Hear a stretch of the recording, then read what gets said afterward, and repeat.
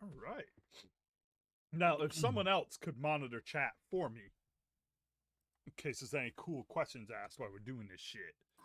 Once I get my new computer, I'll be able to run more stuff without having ridiculous issues and shit.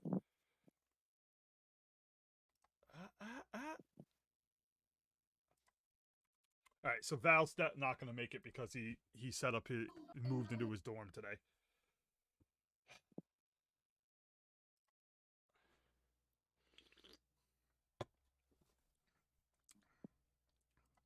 Dorms are cool. So as long as JD doesn't miss, but we're still going regardless. We'll go with 4 people if we have to. Because I'm not missing sessions just for Like what? Like I'm trying not to miss sessions anymore. So if we have enough people,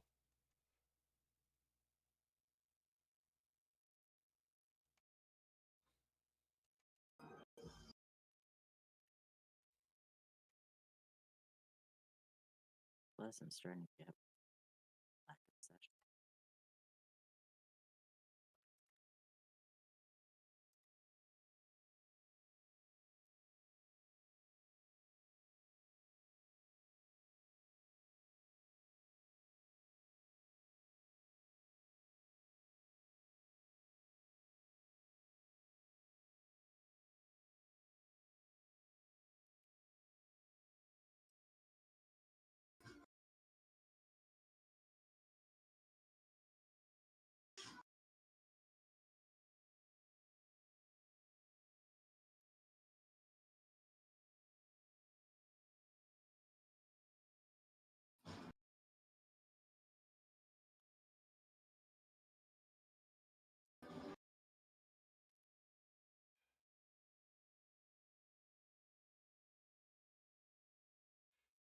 all right. We're up and running. We're just waiting for everybody to show up that needs to show up.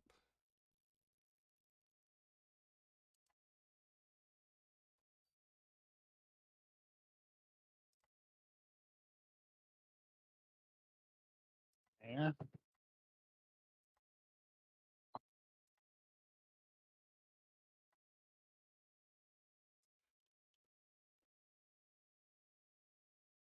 Ellie, you don't like.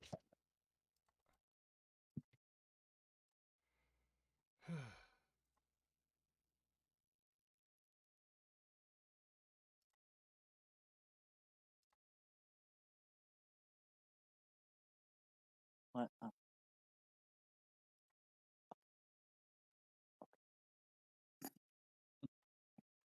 Shit.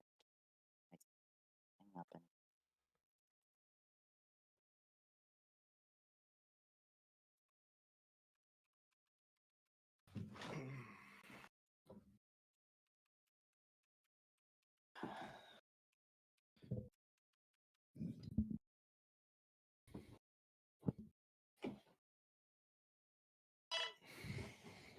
You will not take calls while you're DMing. D&Ding.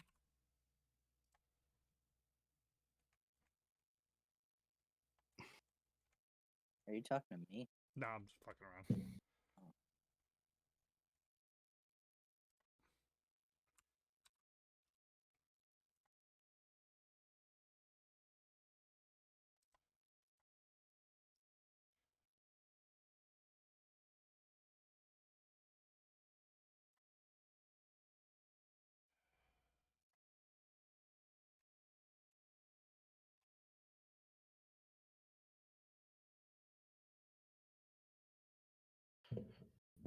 What are we waiting for? 3 people?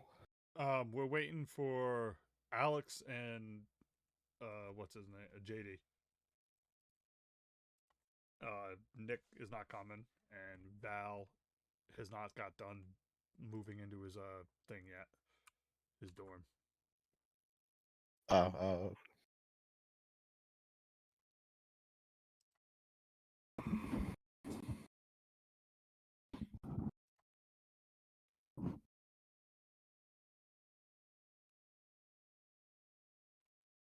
I know Alex said he was coming, so he's probably just getting his food or whatever.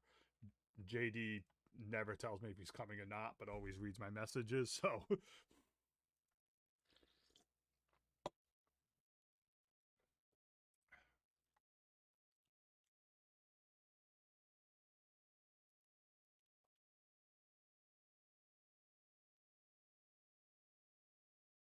although he has not seen either one of my messages I sent today, so he could have fallen asleep. I'm not gonna be here. You'll usually know like the at latest the morning of, if not like 3 days beforehand. I would just like it if people were like, yeah, I'll be there. You know? I try to as much as I can, and I usually am. But if I'm in like a really bad flare up, I'm like Or not gonna. if not a simple I won't be there. You know what I mean? Like Yeah. I can't make it. Who the fuck was that?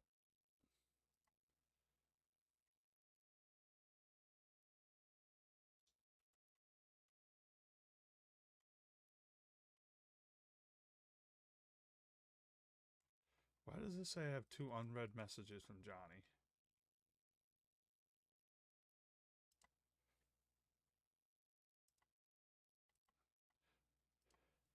Is there anybody know what's up with Woody? No, why?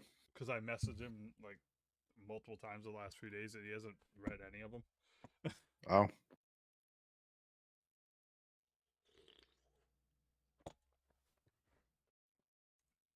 Well, they both got 4 minutes.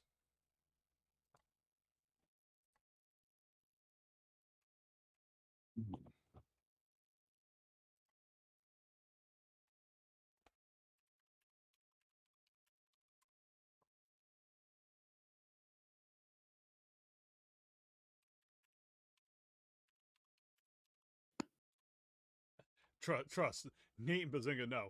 If people just don't show up but give me no messages, I get pissed. That's when I go, all right, fuck you.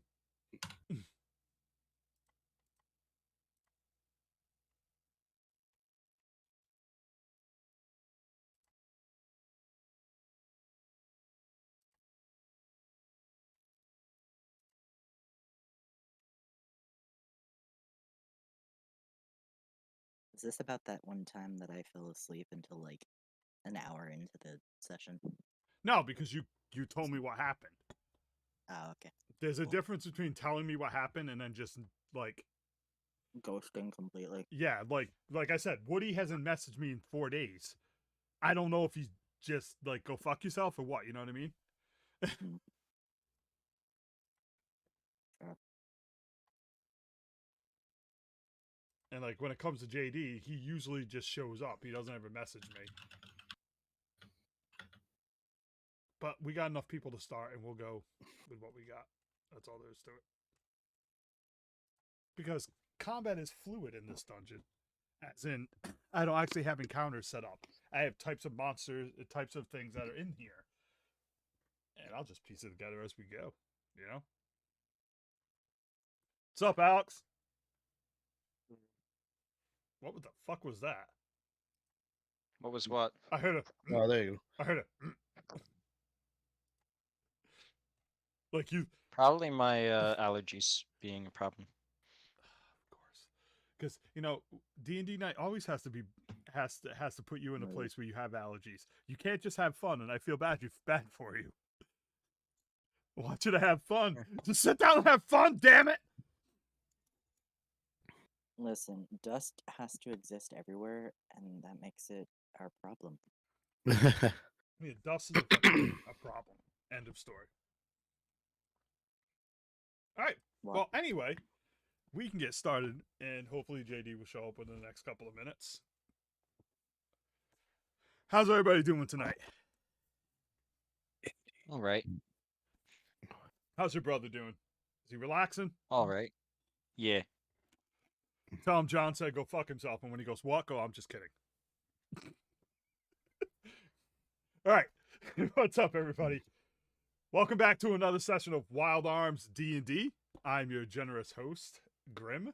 And these are my level fucktard sidekicks. Bazinga. Let me see if I can remember everybody's names. Bazinga, Mitch, Alex, and Observer Q. We're down a few people tonight. JD might show up. Our man Val had to move into his dorm, so he's a little exhausted. And Nick is taking a break. So, no more making fun of Drum Dice tonight.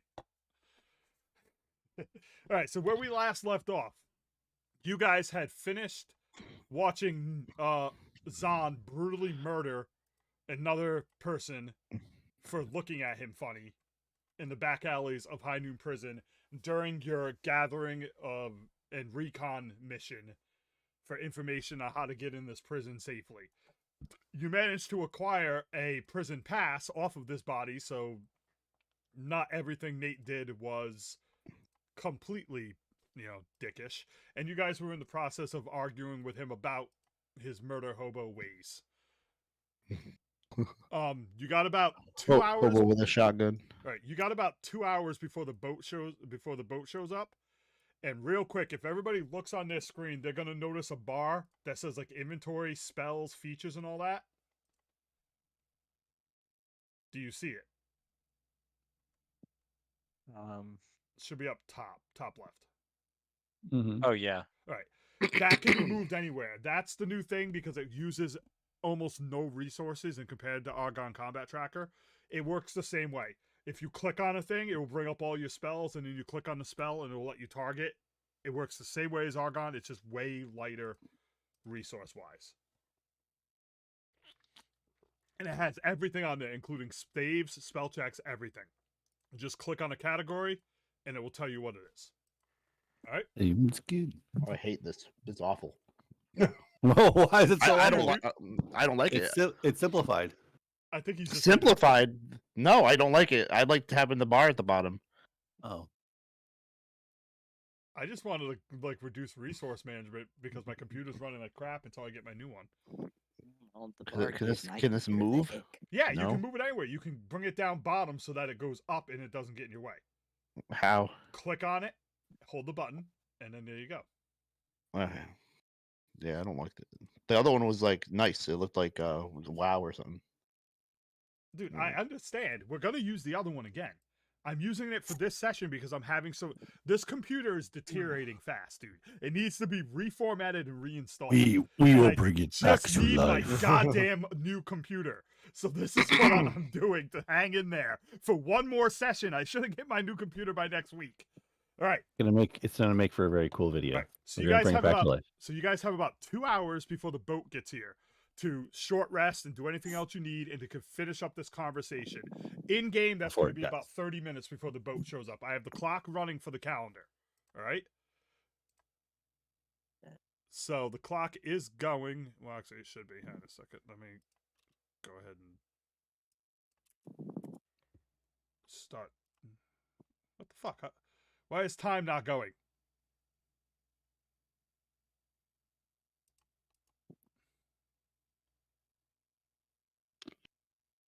Well, time is not going. I'll keep track outside of game. So we pick up where Okay. we left off, with Nate standing in the corner and everybody looking at him accusingly. Mhm. JD just showed up. Perfect timing. What's up, dude? Hey, what's up, guys? So we pick up with JD still yelling, with freaking Axel yelling at Zahn about killing people at random. Actually, the last thing that happened was what's his face? Destin punched him. Yeah, that was the last thing that happened. Oh yeah, that's right. I mean, I know that Destin punched him. Yes. And I had to I don't restrain. know. I had to, yeah. And my character had to restrain himself from using magic, or else he might have seriously injured Dustin. Destin, So, boy, Destin. Anyway, so yeah. So go ahead, kick it off, guys. So, are we done here? Are we just kicking dirt at this point?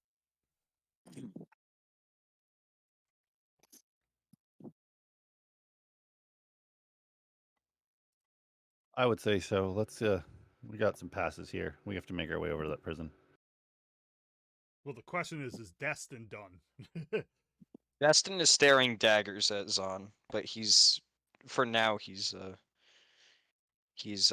I think Zahn had mentioned that he would explain himself later, and that's clearly on Destin's mind, but he's not pressing anything right now. Okay. Well, so if you guys are done with all that, like I said, you have about a half an hour Right. in game. It's about 2 hours.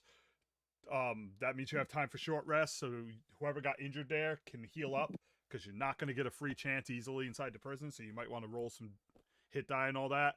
And then there are shops. There's a quartermaster hold and some other stuff. Mitch, you said you wanted to make yourself look like your father. You're going to need to Yep. spend some time doing that, using rolls and Yeah. stuff. And you also might want to try to find some cuffs, maybe again quartermaster or something. Just your goal is to make it look like you're really transporting a prisoner, as you said. So, should probably do all the making up and stuff over here. Nate, feel free to roll Since, hit die if you want. You too, Bazinga. Do a what? Roll hit die if you want, because you're injured. All right. How do I do that now? Go into your character sheet, same as usual.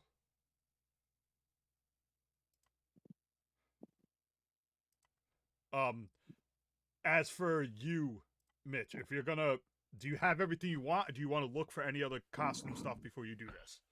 I want to look for handcuffs. I'll think- roll them for you, Bazinga. That should be about it. Let's go ahead and roll. How many do you want to roll? That depends what it brings me to. You got 5 more hit points you could Okay. missing. So you can roll 1 more if you want. Yeah.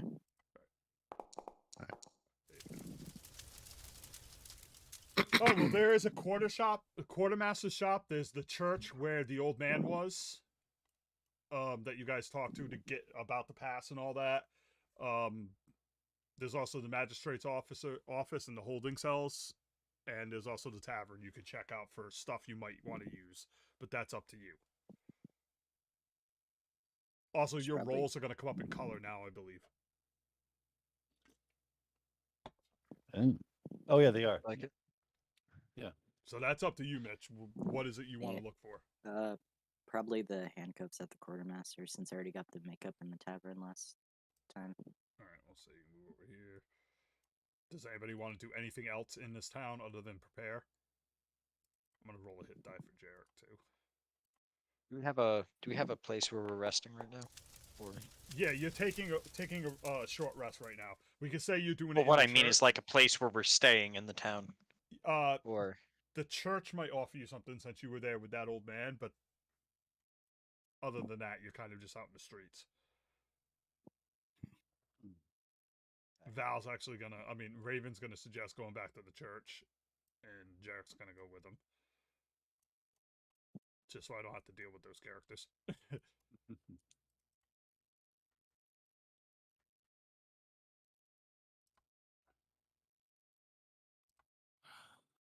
Okay. Alright. So where?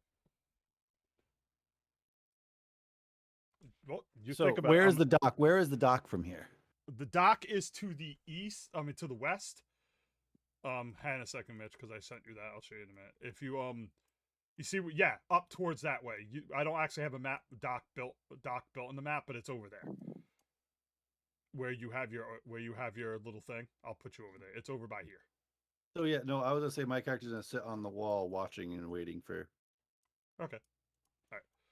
All right. Kane, you walk in to a small general quartermaster store, and you see a short, fat, bald man. Good day, sir. It's a shame I'm not allowed to sell much good stuff, but I'll do my best. How can I help you? This might be an odd request, but it's purely for performance only. I assure you, play, theater, that sort of thing. Do you have any handcuffs? Handcuffs?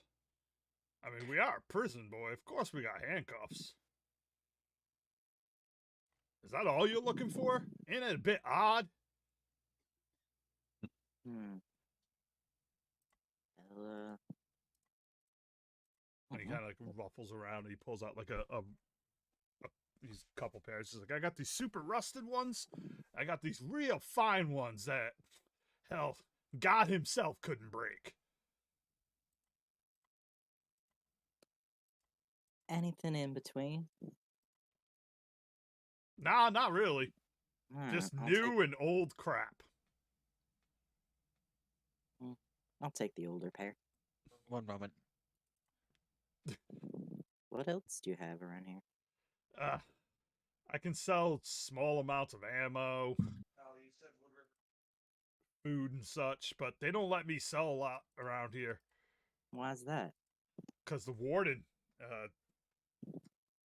the family, they don't let. They only let people that are like licensed by the prison itself or by the family buy in this shop. A lot of this stuff is just stolen goods that they take from other people and they sell to the syndicate and the family. That's strange.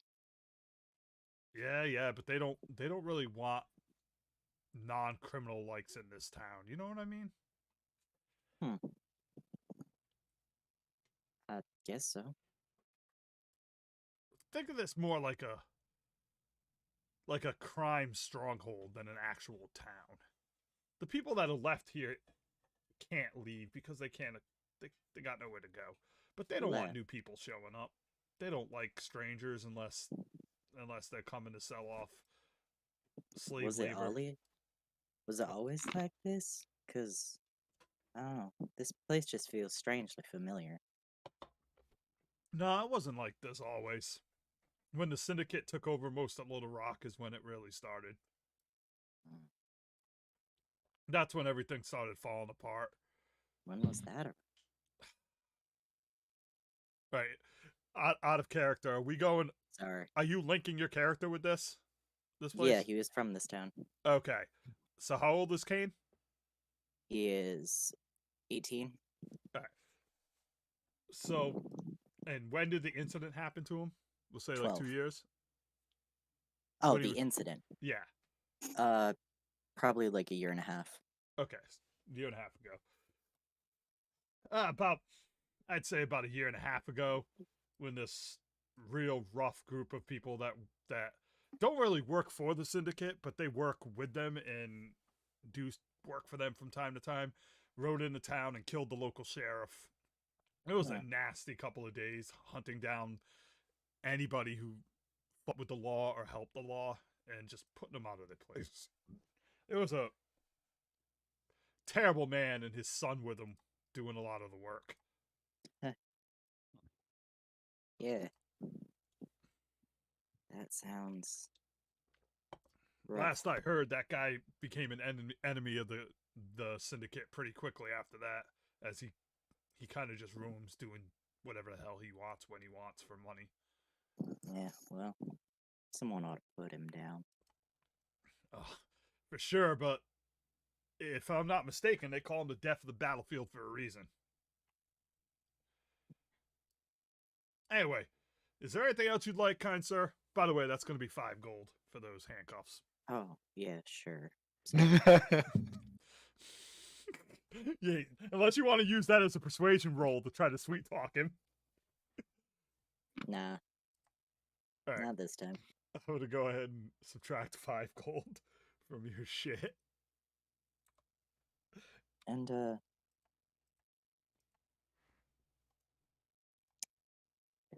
sorry, one second, I gotta check. Hey, Bazinga, keep an eye on my chat for me while we're doing this. I can't open another window or else it's going to crash my shit. 1 second. I need to check my notes. 'Cause... All right, that's fine. Outside where Malcolm, Axel, and Destin are you guys doing anything in particular while you wait out the time? I want to head to the tavern and get something to eat. All right, cool. Let's go ahead. I think Destin will also go to the tavern. He's like, of all the people in this group, Malcolm and Axel are the only two that seem like not terrible people. So if I'm gonna go hang out with someone, it's gonna be those. Wow. At, I beg your pardon. what the fuck? Are you in game, JD?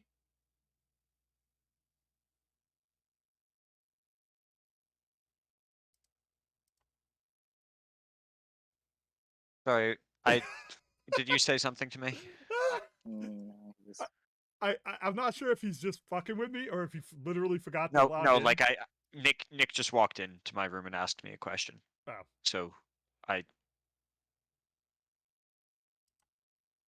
All right, there you go, JD. Oh.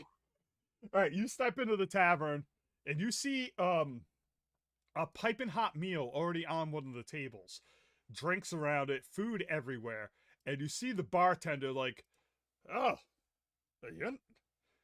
did you see those fellas outside? Could you tell them their meal's done? Christ Almighty, I cooked all that and they're not even here to eat it." Someone can like it. I'm not even there, but I think someone should say something to this guy. Well, I'm talking to Axel. Can you hear me? Hello? Yeah, I can hear you. Did you hear the bartender ask you about No, I just got my internet back. Okay, because I was literally trying to share something to you, and I was like, is he not logged in? Did he forget to get on the game? All right, so you walk in. Let me go ahead and reshare this to you. You walk into, all three of you walk in, and you guys see a nice-looking bar where the bartender, tall dude, long hair, kind of looks like an Undertaker. He's wiping off the table. And you see to the right, you see a table already set with piping hot food laid out. And you hear the guy go, "Excuse me, did you happen to see a group of people out there? If you did, could you tell them their food's ready? It's sitting on this table. I put all this trouble. It's going to get cold." The guys you guys just beat the shit out of ordered some food before they came outside. So. I don't think they'll be by tonight, sir. Well, shit. I don't want that to go to waste. Y'all want it? Absolutely. Thank you very much. And I sit down. What do I have on me in terms of like pocket change, or like what do I have for money? You have 100 gold. All right. Your first paycheck has not come in from the bank. Okay.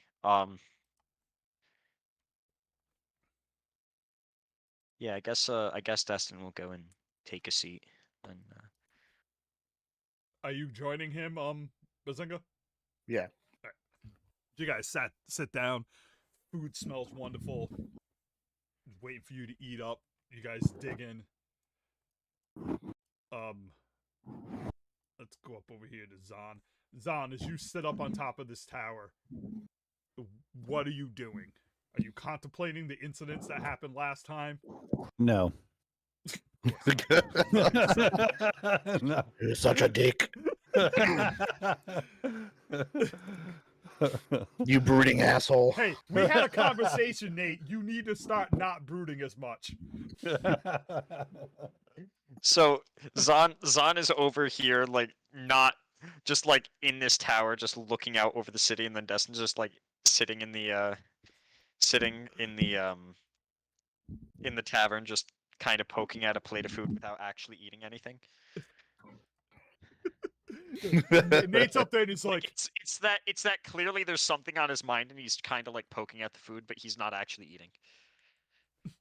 Nate's up in the tower and he's like, "Am I the dick? No, I'm not the dick. No, they're the dicks. Yeah, they're definitely the dicks." You could say he has dick on his mind. He's like, "I'm not the problem. They're the problem." So you're not doing anything up there, Nate? No. I am. I'm not. Obviously, I'm not. But the thing is, I'm not thinking about that. All right. But anyway, Am I the assholing? no. What I'm doing is watching to see if any other ships or bounty hunters are showing up in the dead of night or anything that actually might corrupt or screw up our plan. What kind? You got dark vision, 60 feet. All right. While you're up there, you see off in the distance a small group of cowboys of some sort sitting around the dock as the ferry's on its way. The ferry's about 10-15 minutes out. And they're just kind of sitting there around a small fire talking. You can't hear what they're saying, but you can tell that at least one person is chained up, and then there's a group of unchained people over there kind of just waiting for the boat and hanging out. All right. So that's a little bit to note that we're not going to be the only ones bringing people aboard. All right, Kane, are you done in the shop?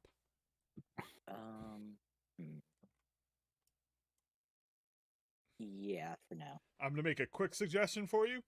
Oh, yeah. You're going to need a mirror for this makeup job. You Oh, might want to shit. ask about one. Yeah. Hey. Real quick question. Yeah? You know where anyone would find a mirror?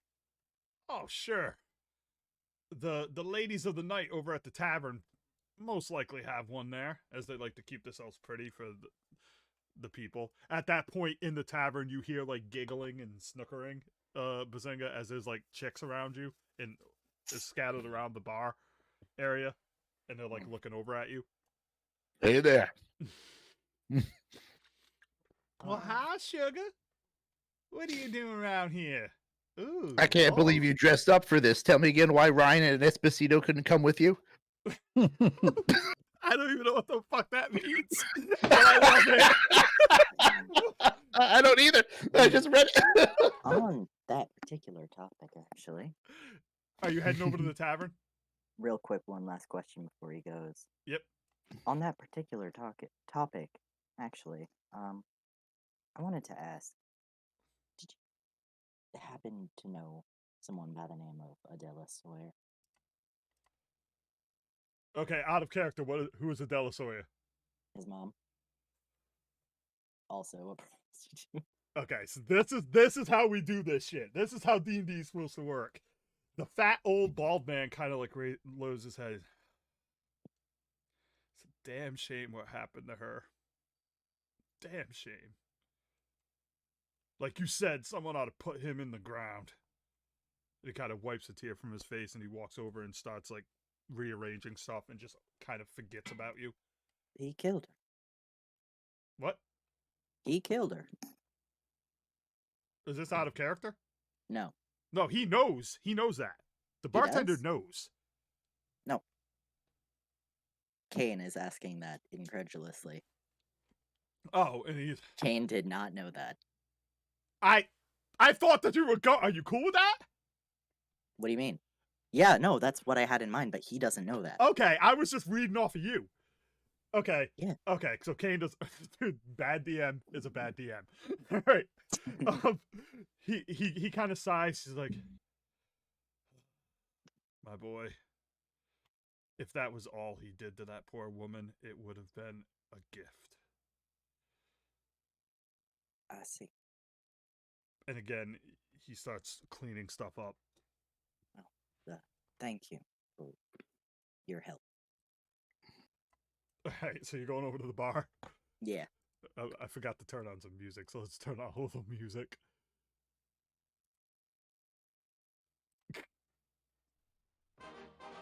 As you walk into the bar, Oh, God. as you walk into the bar, you see Axel and Destin. You see Destin like poking at his food, and Axel's like plowing it down, Hell yeah. just shoveling it. It's like, another drink on them. They said they'd buy it. Well, you I have don't sound like a barbarian, damn. I don't fucking know, dude. I have a don't know. little bit of He's a class. barbarian. Do you have like the picture for the bar? Oh, yeah. Give me a second. Let me Thank go you. ahead and throw that one at you because I've been sending the pictures only to people that are in there, but now that everybody but Nate is in there, I will send it to everyone. All right, so you walk in and you hear this music playing that just got turned on, and like Malcolm is talking to the women like, "Hey, sugar, we like the law around here. At least my sister does. I'm a criminal, so I don't really like the law."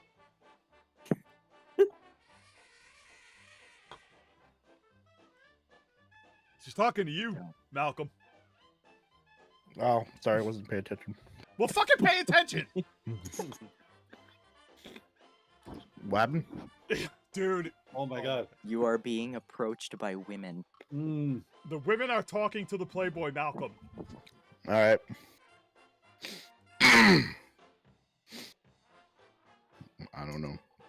I don't know what to say. One of these women turns away from the dead fish that's not paying attention and sits down next to Destin. Sugar, that's not how you eat. You need to pick the food up and put it in your mouth. I think Destin just pauses for a moment, does not turn his head away from the plate of food, takes a nice long blink, and continues poking at the food. And she gets up and she's like, "Huh, how the hell am I supposed to make any money with these deadbeats?" And starts walking off. As she walks off, she walks over towards this thing and she opens it up and there's a mirror in it, Mitchell. And she kind of like fixes her hair a little bit and then she closes it and walks off. So Kane walks in looking just about ready to kill someone. He just sees that just The bartender goes, "Good evening, sir." Oh. leave.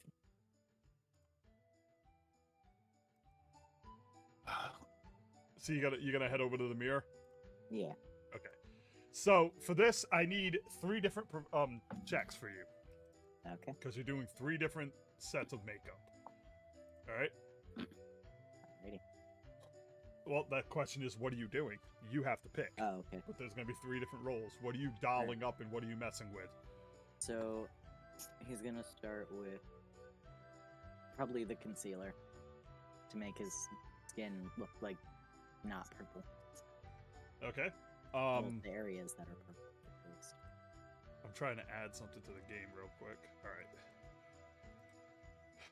All right. Let me see. That would, I guess it's all gonna be sleight of hand. So give me a sleight of hand check as you try to put the concealer on. Does Kane have proficiency with Disguiser's Kit, or? I don't think he has a disguises kit on him. He would. Well, I mean, this is. Well, I feel like proficiency would be applicable here. Yes, he's proficient with this because he's actually trained in sleight of hand, aren't you? All right. I don't know. Grim, your cameras are all screwed up. Let me check. In that. your- Oh Sure. god damn it! Because someone showed up. I have +3, but I'm not proficient. God, this is all right. You get the +3, so don't worry about it. You'll be fine. So do the roll. Give me 1 second while I fix the cameras on here. The Kimmery. I'm sorry, people. I keep forgetting that Discord is a shit show of a website and program.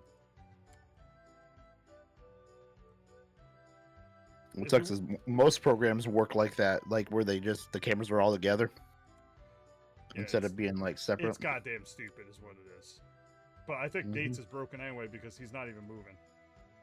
Oh, there he is. Mm. Nate's just like a fucking robot. That's all it is. A robot. Dude, like, I'm not even kidding, dude. Your fucking picture was not moving. Oh. Anyway, it could have just lagged. I don't know. So it is. Either way, that's the best we're going to have right now because of that. I will fix it another time because I'm trying to add something. All right, did you do the roll? Yeah. Ugh.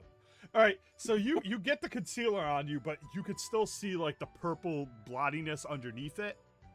It's not great. Let me get my notes out because I gotta write down your shit, your fails and stuff on this. Go ahead.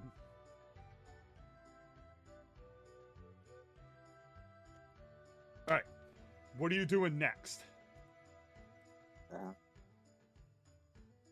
Next would be like kind of messing up the hair a bit in the Alright. right way. So go ahead and give me another roll as you attempt to mess with the hair. Is that sleight of hand? Yeah, because you're just like messing. It's the best I can come up with for this because we don't have a hair care program Why on not? this shit. All right, 13. All right. Wow, the fuck not. So you mess around with the hair a little bit. You're confident you got it looking pretty close, but because of the concealer, you're still not 100% confident with this costume.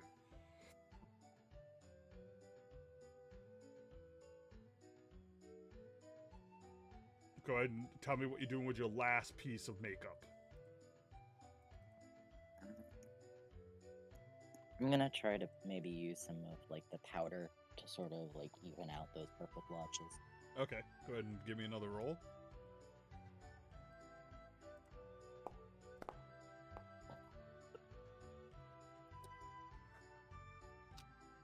When you get done, it looks all right to you,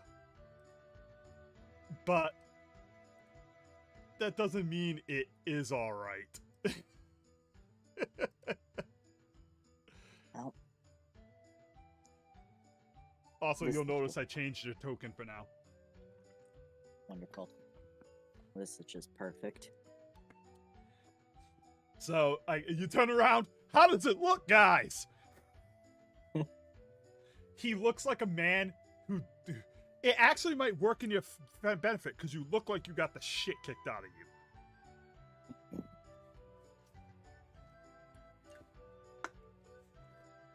Are you gonna sit down and eat, do anything else before we... Yeah, I'll sit down next to Destin.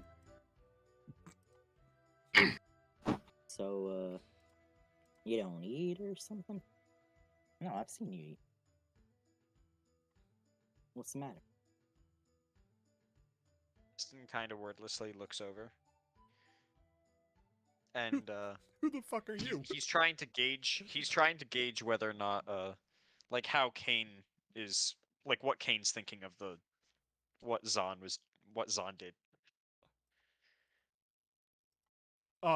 You can roll an Seeing if- insight and have him I give want to you- see if that's even on your mind. Skills, insight, normal. Did I just hear... I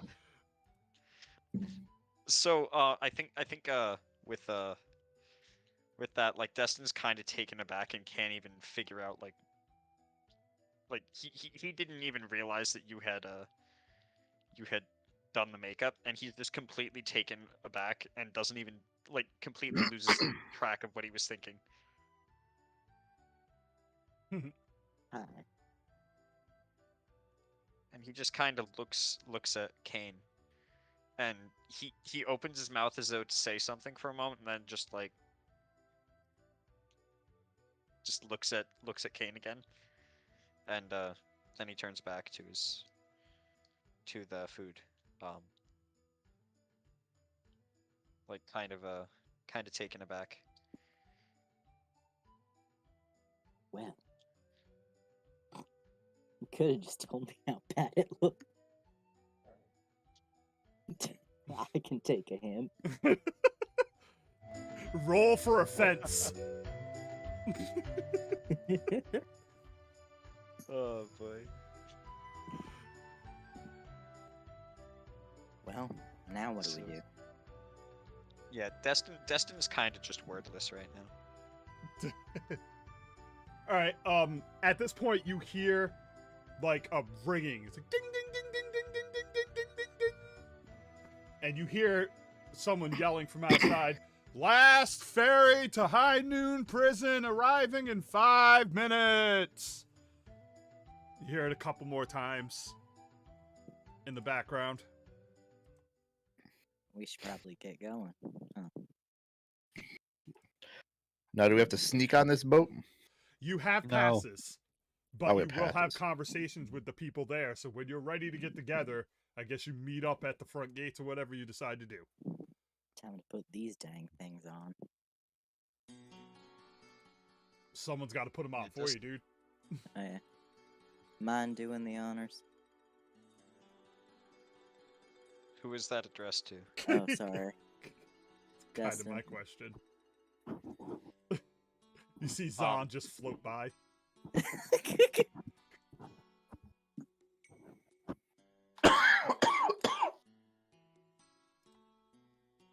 Just checking. I think some- Destin. something. Wait, is Zahn actually like walking out to meet up with us now? Yeah, he's on his way down there because he can see the boat before you guys. He's on his way to the gate to meet up with you. I think as Destin grabs the handcuffs and starts putting them on Kane, he glimpses Zahn out of the corner of his eye and pauses for a moment, looks down at the handcuffs, and then looks back at Zahn, then back down to what he was doing, and finishes applying the handcuffs. You Destin's worried like, should I... about that guy? What was that? Sorry. Said you worried about that guy still? Oh, this is good. He killed someone, sir. Yeah, probably someone who deserved it though. I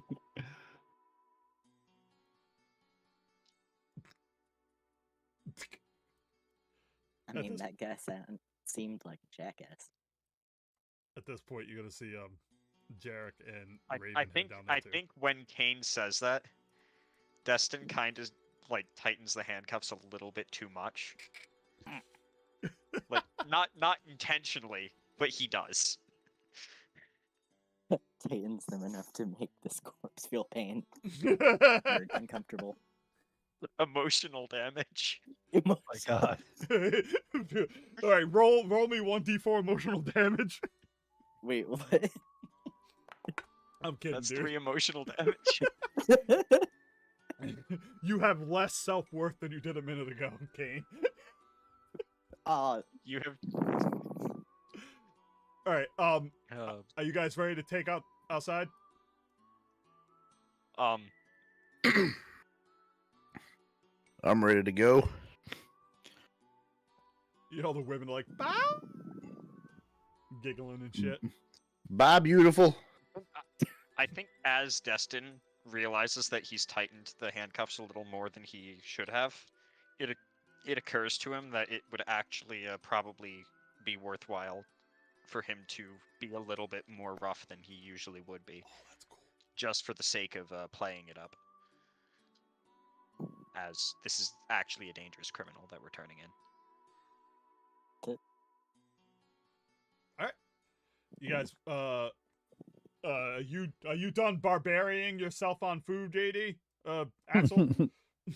Yeah. All right. So you guys step outside, you gather around the front gates. Now, you're about to bring a prisoner up. You got like 4 minutes. Come up with how you want to do this as you guys walk down towards these docks. All right? Kane getting into character. My mother can tighten handcuffs better than you, boy. Oh my god. Jarek walks over and slaps him. He's like, "Shut up!"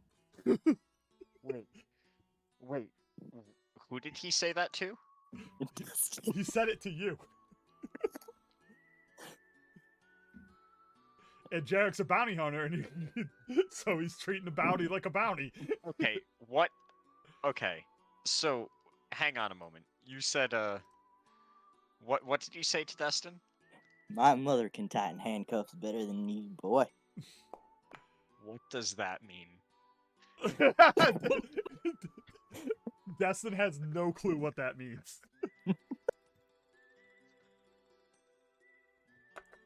Does he ask it like out loud? I think he does, and he's trying to like kind of quietly, like kind of just not entirely sure what he's supposed to like if he should say it out loud, like, if it's supposed to be obvious or not.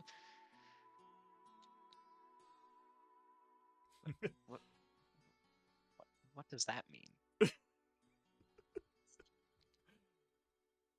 Absolutely bewildered. Absolutely Huh. bewildered. You put it together. I ain't got time to babysit you.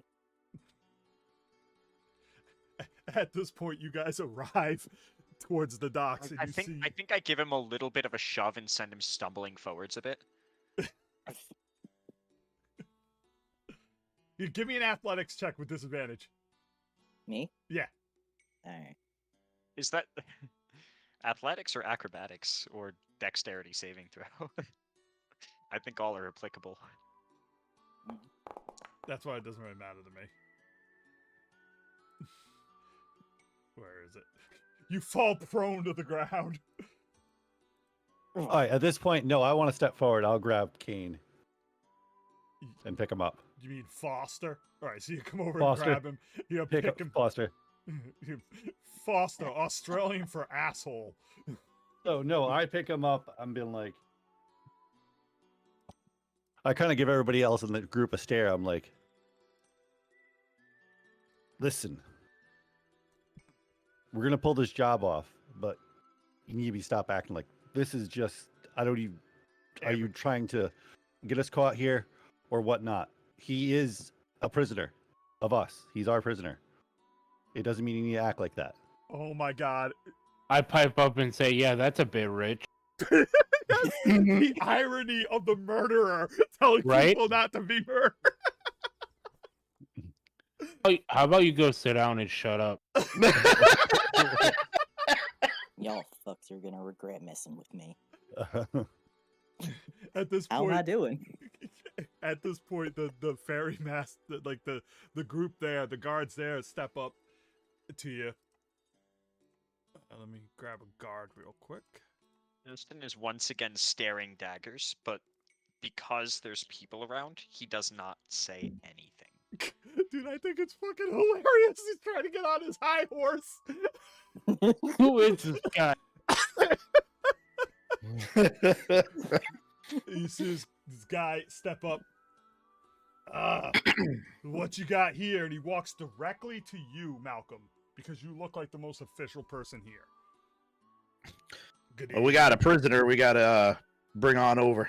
Yeah. Who is it?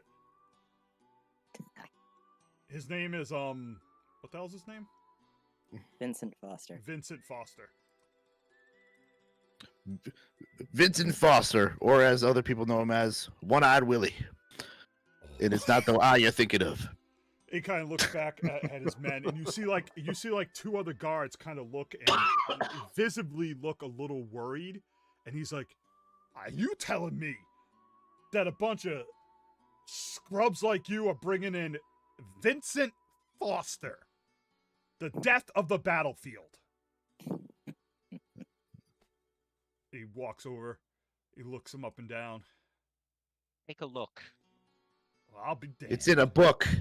He doesn't know what he looks Reading like. Rainbow. He doesn't know what he looks like at all. Oh my So God. he's not going to roll because he doesn't know. But he can feel Destin, Go ahead. Destin, as he's going over, as he says, "Are we supposed to believe that a bunch of scrubs got him?" No, he just Um, he said, "You're telling me." Yeah, Which as is he a said little that. different. A little different than that. As he said that, Destin kind of like just takes a deep breath for a moment, narrows his eyes at the guy, and says, "Take a look for yourself." I ain't never seen the man myself, but he senses the aura that Kane's giving off, which is just malice right now. He's like, "All right." Turns around. He's like, "Boys, get the boat ready. We got another prisoner." Vincent Foster himself. And at that point, the group you heard, Nate, that you saw sitting by the fire, stand up. Yep. Whoa. We ain't getting on no boat with no Vincent Foster.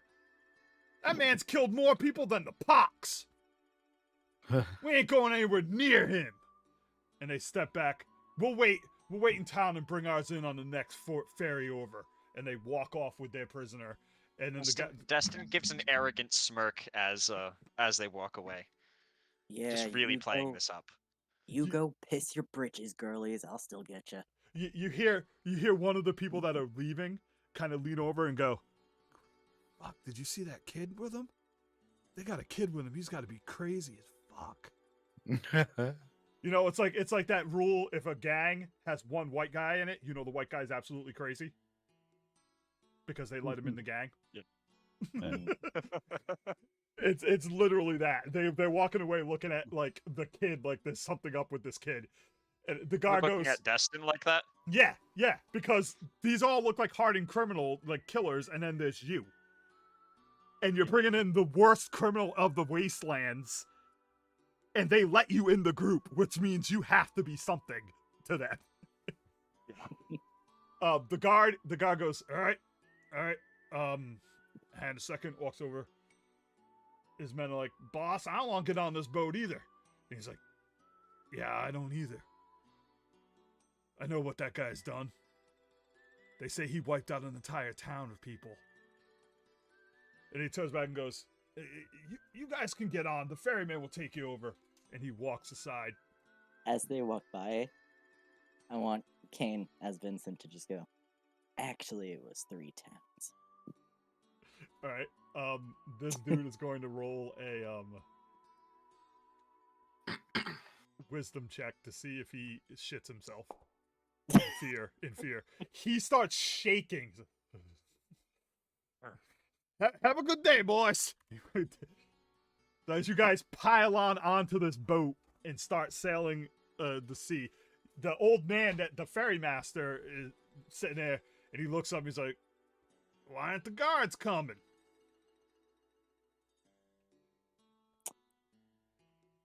They decided to take a little vacay. Whoa. Well, Sonny, that aura shit don't work on me. I lived through the wars. Sit your ass down before I slap you. Turns around, gets the boat ready to go. He's like 102. He ain't afraid to die.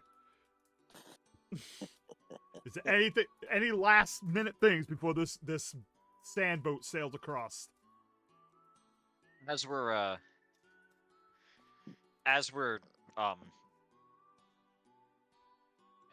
while we're getting on the boat, I'm going to discreetly point at Kane and whisper to him, using the message spell, Okay. the message cantrip. What are you saying?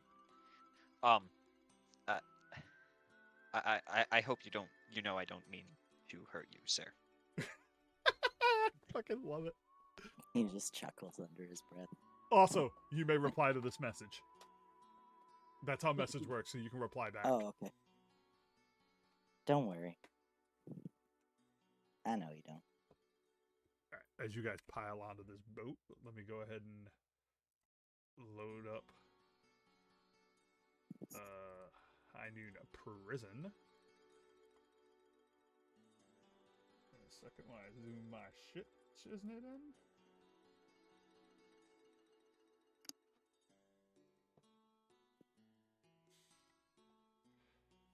Players. Axel. Oop. Your token went back to normal. Give me a second. There we go. All you guys are just gonna sit down here, because this is just like an overview map, and then I'll move you 2 places as you do. All right. You can all see the map. Yeah. Let me zoom out my camera so people can get a good view of everything. All right. So you sail up, get off the thing, and you see the gates almost immediately because it's a very small island. As you make your way up towards the gates, sun's starting to come down, and you reach the front gates of this place.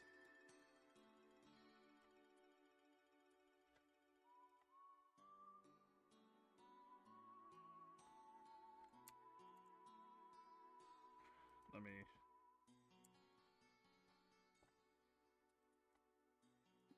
Can you guys still see everything? I know you're on top of each other, We all disappeared. Yeah, everybody disappeared. but did it move the whole map? It didn't? No. No, The map no. seems normal. Yeah. There's no background to it. There we go. Yeah, There you go. All right. that's different. So you arrive up at the front gates, and you see 2 guards at these gates. And you hear from up on top of the scaffolding, "Halt! Hold up! Who goes?" As this guy yells down to your group. We're here to bring in a prisoner.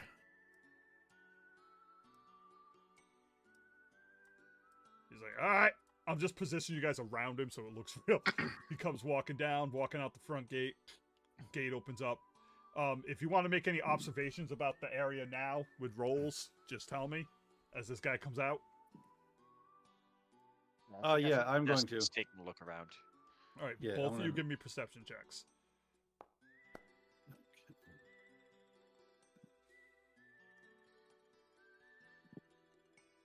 Come on. Jesus Christ, you unperceptive bastards. Okay, the only thing you notice is a massive Gatling gun on the top wall to the right, pointing down at your people. You can't see if it's manned or not.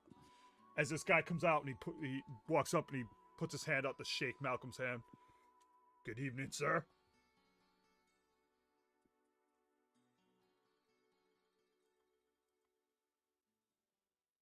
Bazinga? I'm sorry, I was looking at figuring out the bar. Yeah, we're here to bring in this prisoner here, Vincent Vincent D'Onofrio. D'Onofrio. Foster. Foster. Oh, yeah. Foster. You're bringing in Australia, Kingpin? baby. Holy shit! Australian mobile. Vincent Foster, The guy, the one that everyone's afraid of. The guy's face goes white. He's like, no way. No way. Excuse me. Yeah, he pushes you aside so he can walk up. I want to Easy. kind of push him. I want to kind of push him forwards a bit. So you jam him in the Present back the as he prisoner. stumbles forward a little bit. He looks him up and down. Go ahead. He looks him up and down and goes, God, I ain't seen him since like almost 2 years ago when he first rode into High Noon and caused all that commotion for the Syndicate. And he looks up and down at you. This is what we're going to do. Mitch, because of your shitty rolls, we're going to roll. I'm going to roll a insight from this guy, right? Yeah. And we're going to see if the number beats the average, which I'm going with of like 12 on your guy here. I'm not good with averages. But you're going to get to add stuff to that in a second. So hang on. Looks up and down. All right. I want you to play the roll and then roll me a performance check. He looks at you in a second. He looks at you and goes, you look a little off. Not quite as intimidating as before. He spits at the ground. He's like,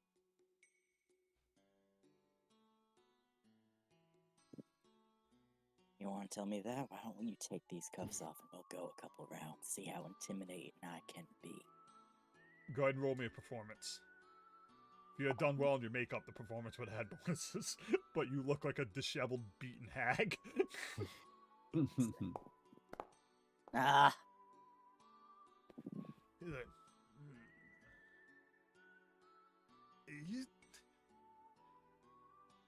I mean, you look like him, but you also look like a little bitch. And he slaps Foster upside the head. see how much of a little bitch I am. You're staring down and your wife cut to pieces. I give you an intimidation. You basically got 2 more shots to pull this guy, like to get this guy, because right now he just thinks something's a little off. Oh, fuck. No, that's enough. It's not So- that bad. So you slap him and you say that, and he's like, and he turns and looks at the rest of the group and goes, "How'd you guys catch this man?" Still a little antsy, but he's got enough to believe, as long as you guys provide a good reason as to how you caught him. Where's the rest of his boys? We took out one by one, and there's That 5 of us. Destin gives a sharp, toothy smile, kind of lowering his eyes to look, so that way his face is pointed downwards a little bit, but staring the guy in the eyes. Kubrick smile.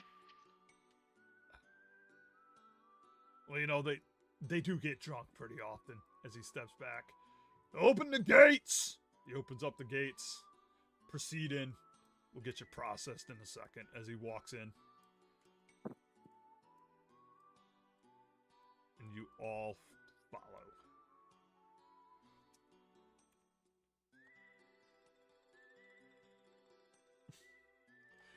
now that I think about it, the jumping back and forth was a waste of time. But I wanted you to show maps because you could be using any. You could be in a situation with any of these maps. All right, so you guys all make your way inside. Let's get another copy of that dude, just so you know where he is and what he's doing. When you organize your files so well that you get lost trying to find everything in your files. All right. So he stops at the side, outside the gate. He's like, all right, boys, these are the rules of High Noon Prison. First off, we're going to process your prisoner.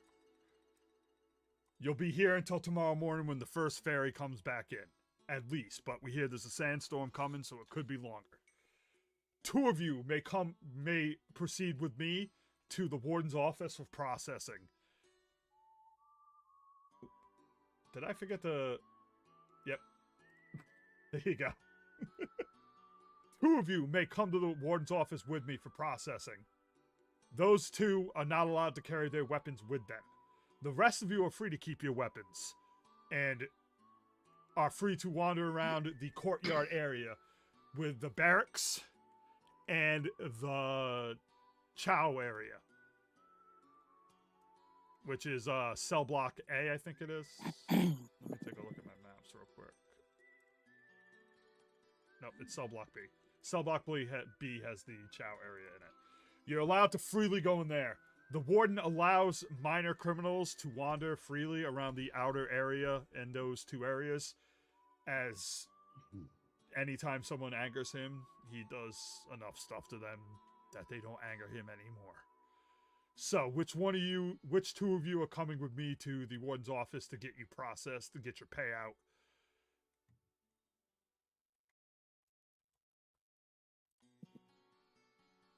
I think I'm going to send a message to Malcolm at this point, just kind of discreetly. Okay. You and I, sir? All right. Remember, they can't hear him, so you'll have to call for him, Malcolm. Oh, Because he's doing psychic? it in your head. Yeah. That's right. That's right. I think Destin should come with me. Let's go. And I'm going to obviously have Kane with me. Quick question. Yep. I'm not allowed to bring my weapons with me. Does that include the armor? No, they don't know that that's your weapon. You're just wearing it. Yeah. That's the trick of it. So they don't know about the gauntlets that can fire off. That said, the other weapons, I assume, the other weapons like the hand crossbow and whatnot are Yeah, confiscated. we're just I going to assume. pretend you don't have them. I'm not going to delete them for each sheet or anything. We'll pretend that you gave them... I was going to say Zahn, but I was like, no way he'd give them to Zahn. Who do you want to give them to? I think I want to turn them into the guards, specifically. Because it looks absolutely unhinged when I hand over a hand crossbow, a pickaxe, and a wanted sign. Alright, you hand them to the guards. They take all I of your look weapons. absolutely unhinged here. They say they'll be in the barracks if you need them for any purpose outside of the prison. Feel free, if an inmate attacks any one of you or your party, feel free to fight back. Just don't kill them. All right, so these guys are gonna disappear off into the warden's office. So let me go into the warden's office and load up our boys of Kane. I'm just gonna stop changing your fucking thing because it keeps changing on me and it's pissing me off. And Destin. I'll go back out to the actual High Noon. Alright, and we'll switch back and forth. Alright, so the rest of you have been free reign to move around. Remember, you don't know where this guy is you're looking for and much of anything about the prison. You can go to the Chow block, which is in cell block 2, and you can go to the troop barracks. 2? Cell block Cell 2. block. Cell block B. Oh. So, Axel and Zahn right now or outside, and I'll play Jarek and Raven. Right. Well, we'll head up here to it And see if we can question some people. Are you going with him, Axel? Yeah. You should probably ask people to go with you, Nate. Oh fuck. That's not how Zon operates. No, yeah, see. Yeah, but you're trying to get like some friends here, dude. Remember we had this conversation? To endure you In- as part of the group. In time. You don't have time, dude. They fucking hate you. All right.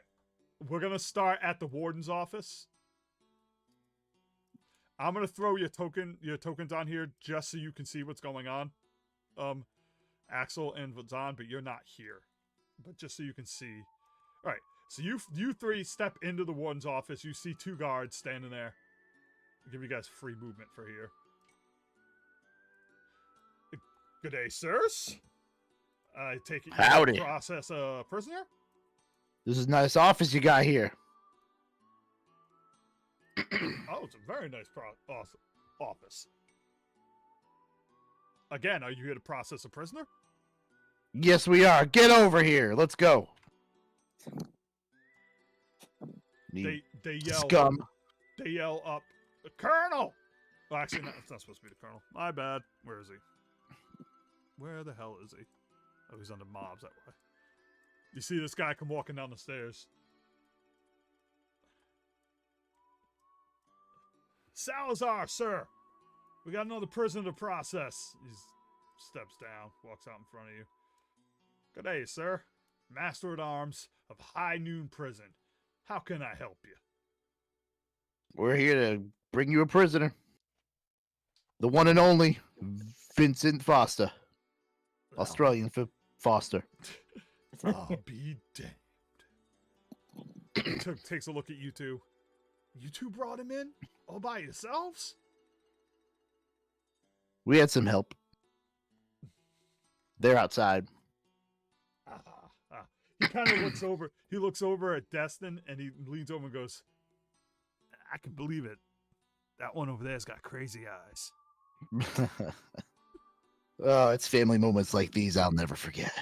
And he walks up. He kind of he walks around Vincent, gets up next to Kane, and he rears back and fucking decks you as hard as he fucking can.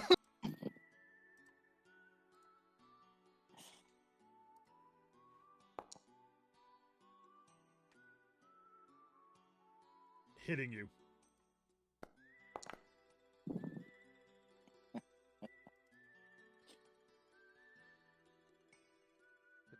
Did I just? Yeah, I misclicked. What'd My you do? bad. Hurt yourself? God damn it, dude.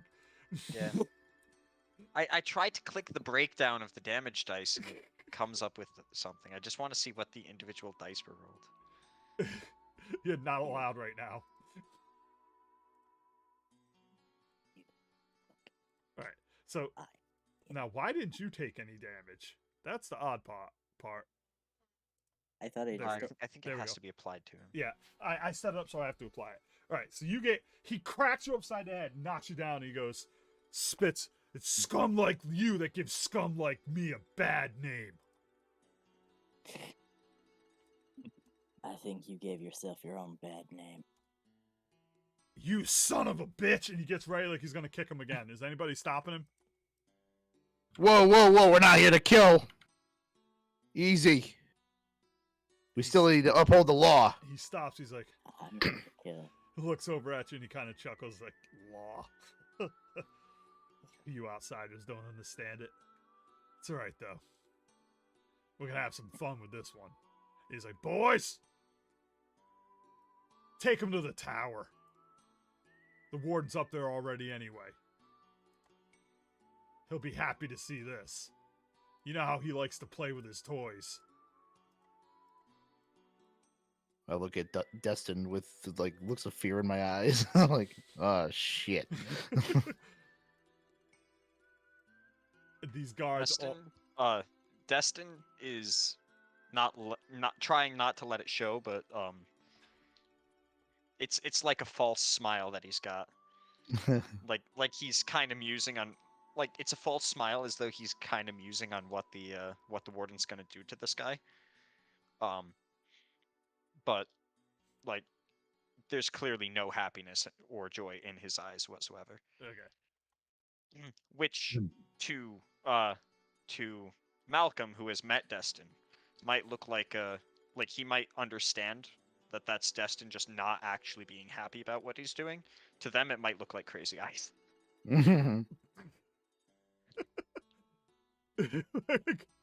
I love that I've made the guy with the weird goggles crazy eyes. All right, I'm gonna put you on here so you can continue to see what's going on, but you're not part of the scene. All right. All right, boys. So let's see. And he opens up a little book and he's like, "Well, we're certainly not gonna pay you amateurs that. His bounty is well in the 20,000 per person category, but we're not paying that. The syndicate doesn't work that way."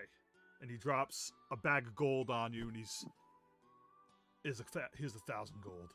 Split it amongst your people any way you choose. 1,000? What? We risked our lives to get this guy. Destin's smile vanishes. Oh no, the crazy. The crazy eyes are gone. I get up in his face. And he just kind of glances at it and then looks up at the guy. Doesn't say anything. But he's frowning. No wonder you take our weapons And at the door so you can trick us on the way in. He looks at both of you. Boy, the syndicate doesn't care what you think.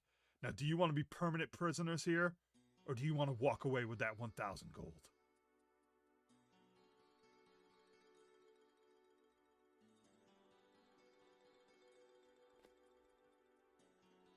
I'll just walk away.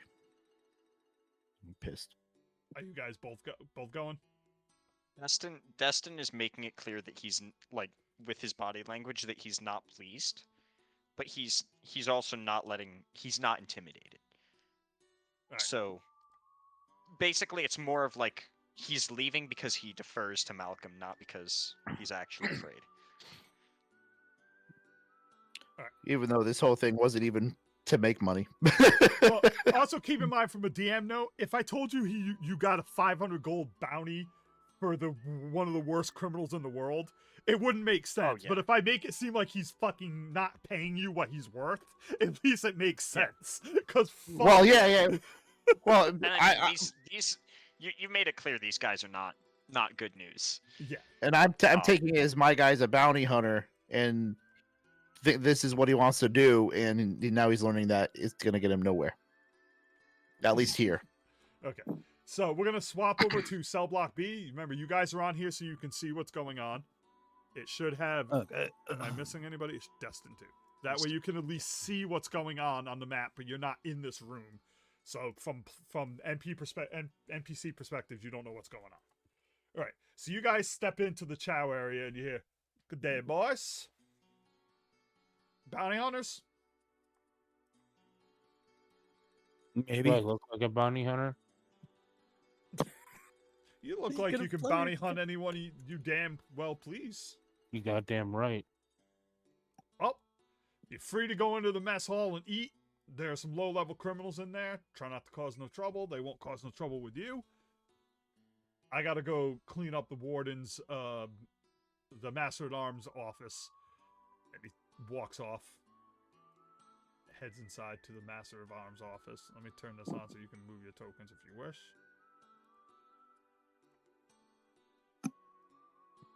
What are you doing, JD? Because fucking...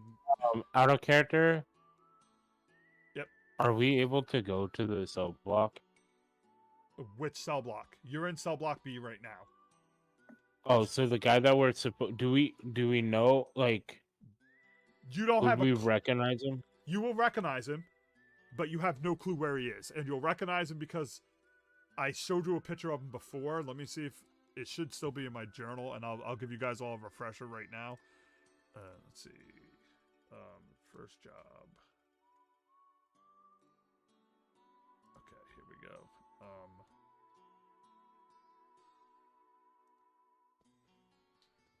that's him. Looks like an honest guy with a good chin. That's Williams. So you'll know what he looks like. He could be in this cell block. He could be in that another cell block. He could be in the tower. You don't know. All right. So Zahn, you walk in and you see people eating and gathered all around. I'm gonna change up the music to some actual prisoner music. This is the one thing I keep forgetting to do with this stuff. Little Rock, High Noon, blah blah blah. Who's prison? There we go. All right. So you walk in, you see a bunch of like low-level criminals eating and standing around. You catching COVID, dude? Nah, this isn't COVID. I know what COVID is. I'd have a headache. So you step in, you see all these people kind of eating and working, and you see no guards in this room. As So these I'm are the gonna- lightweight I'm gonna- criminals. So I'm gonna slowly make my way around, looking in the cell areas. You see most of the cells appear to be empty as they seem to be out eating right now. But you're still checking every cell. But then I'm gonna walk up to this guy. All right. JD, are you staying in the front area or are you moving in? Move in. All right, I'll just move you up to here so you can see what's going on. So you walk up. Good day, sir. He's not looking in your eyes, Nate. Like, this guy looks broken to you. Okay. I look at him and be like, hey, how long you been here?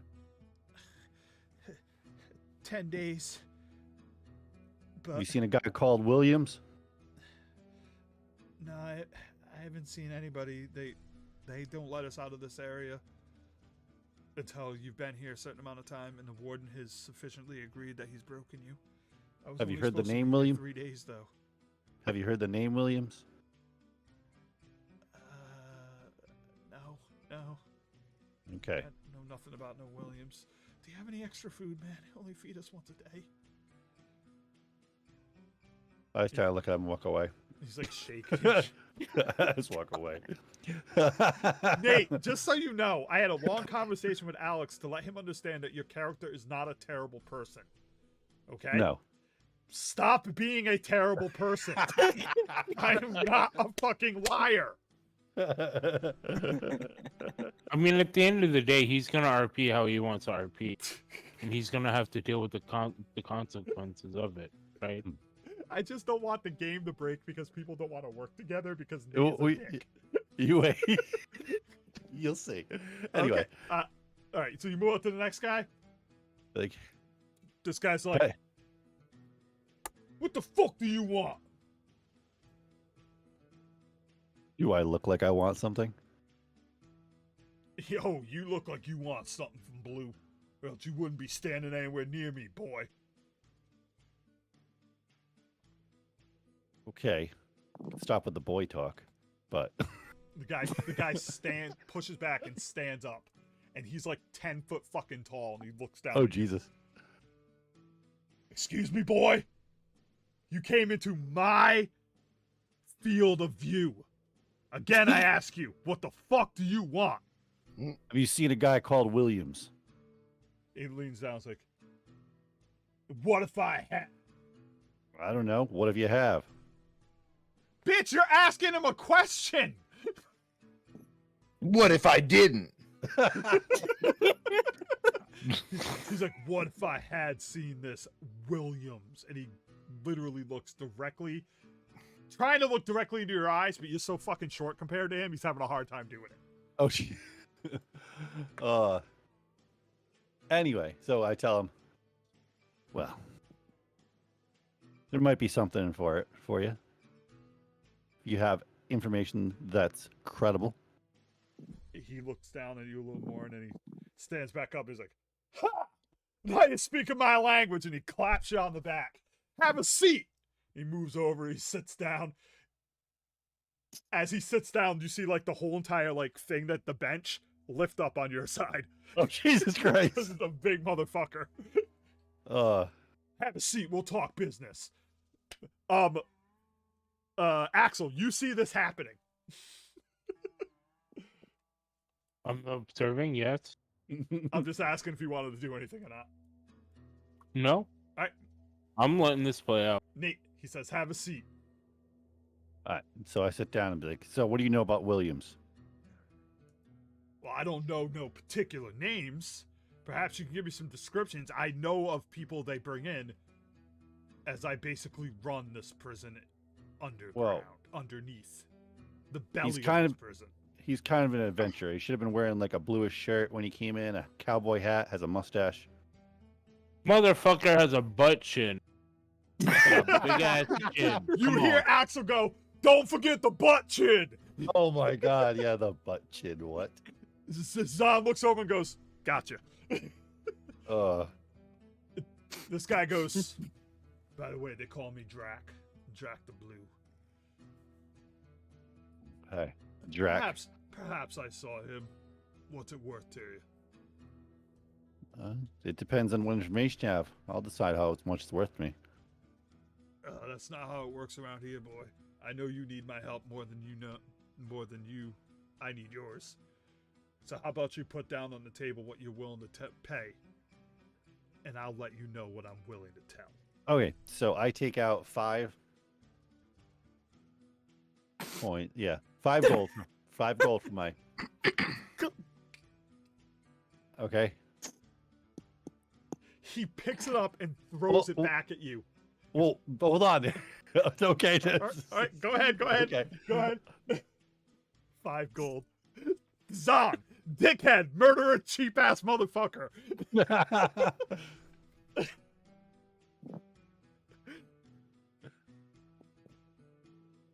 Oh, you know what? I should probably move. I'm gonna move your tokens up your desk, and guys, so you can see what's going on. So I realize you can't Alright. see anything from down there. My bad. Oh. What? How did I? What the fuck is Alright. going on with? So anyway, so I grabbed the money from when he. Why am I Listen, upside down? seems like you've been around just as much as I have. Am I missing anybody? Oh, Any of the players that are current are all here, right? Okay. I think everybody's current. Yep. Yeah. Okay. So what? Keep going. So I look at him like, hey, you've been around as long as I have. Would you trust you and give you money right offhand without knowing your information is credible? He picks up the 5 gold and he's like, "No, you're right, but at the same time, this ain't worth shit to me. I'm a lifer." And he throws it back at you. You got to give me something that's worth something in this prison, my man. What do you find worth it in this prison? Food, cigs, potions to deal with the beatings. Wait, they don't have commissary? What do you mean? Okay, so I'm gonna give Do you not so commissary? since I have no clue what that is. I'm a researcher. since Hands sorry, up. Oh, since It's my like character the little store in the prison where. it's a- Oh no, You're these guys don't get shit, man. all right, so I take back and I put the coins back in my pocket and I'd be like, okay, if you can level with me, I have a potion of healing I can give you. So you pull this thing out and you put it down in front of him, and his eyes snap right to it. Okay. I can definitely hang with that. Go Now, am ahead. I gonna regret giving this to you or not? What do you want to know? What cell block did you last see him in, or being directed to? That I can't say, because all we saw was him be brought in. I can tell you now, they brought him in. He looked roughed up already, and they dragged him off. He's not in here, for sure. And given how bad he looked roughed up, I would say he's probably not in cell block A, where they put the middling criminals. Hmm. So I would expect they put him in the tower. Okay. But you ain't getting in that tower easy. You're gonna need the keys, or you're gonna need a cannon to blow those doors open. We have ways, but I thank you for the information. Wait, Take the potion. Hold up. Axel, What? I'm gonna speak up any way that we can get keys. turns You said around, you run the prison underground. I imagine that you have some way of acquiring those. he turns and looks over at you. Oh, yes. I can probably help you with that, but that's going to cost you more. As he swipes up the potion, puts it in his thing. Oh, what's your price? What do you got to offer? And he gets up and starts walking over towards Axel, and the part you're sitting on crashes to the ground. Oh no! Oh no, hang on a second, people. This is gonna cause some weird issues. I had to unplug and Okay. I had to unplug and replug my fucking my monitor because shit, the computer's falling apart, people. All right. Anyway. Everything's back to normal. All right, keep going. All right. So Nate, you go tumbling off the log as this thing slams into the ground, and he walks over to you, and he looks down at you, and he's like, you know, for a short guy, you look way more secure about your strength than that one over there. What do you got to offer? I plopped down my meat sack. What? Come again? Nate, go ahead and I'm gonna delete that potion off you. Wait, no, never mind. I'm sorry, it's a meat pack, not a meat sack. The meat he bought in that Totally misread it. the meat he bought in that town. He goes, all right, I can handle that. And he leans over, takes the meat from you, and he whispers in your ear. He goes, all right, keep your men still and pay attention. I'm gonna get this guy out of the office in the corner over here. That's where the keys are, usually. And then you see him walk by. I say thank you. Disappears around the corner. And he goes, you hear him like kind of slap himself, and you hear him go, this is gonna hurt. That food is worth it. He kicks in the door, and then you hear, Zach, wait, what are you doing in here? You're not supposed to come here. You hear smack. And you see him come dragging out this guard. He drags him over to the other guard, and he throws him at the other guard, and just starts wailing the fuck out of these two guards. Here I thought Great this was as a going to be a verse. stealth mission. It just starts beating up on these two guards. They're screaming for help. You guys got like 30 seconds to find these keys before fucking more guards show up. Do I have Oh, to roll a geez. perception or what do you call it? You walk in and you see a bookshelf, a table, like a kind of like a desk for people to work at in the in the right corner, and then another bookshelf in the top corner. Okay. Also, you don't know what's going on, so let's get you out of there. He whispered to Axel. Axel, are Oh. you going in there? Well, yeah. All right, Axel Okay. sneaks by the guards, getting pummeled. It's- All right, you enter into the room. You see everything that Nate saw. And I'm keeping track on time about how long it takes for these guards to get in here. So I'm gonna wait here for Okay. him just in case Yeah. something Do happens. you want me to roll perception? No, you have these four things. You have the table right in front of you, the desk behind you, and the two shelves. Where are you looking? I'm gonna look at the desk first. The work desk behind you? Yeah. All right. Go ahead and give me an investigation as you shuffle through this table.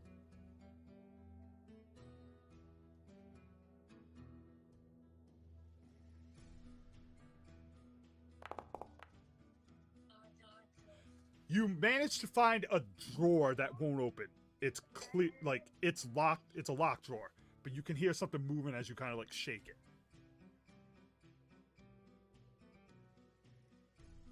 Okay, I want to check the shelves then.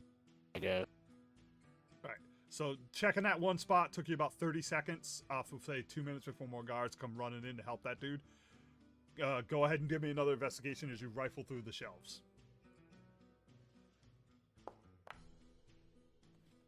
As you push the stuff around, you kind of knock over this, like, box, and as the box falls over and opens up, you see something shiny fall out of this box.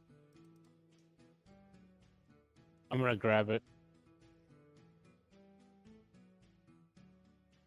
I'm gonna go ahead and make this. I'll just make this invisible. Can you see that?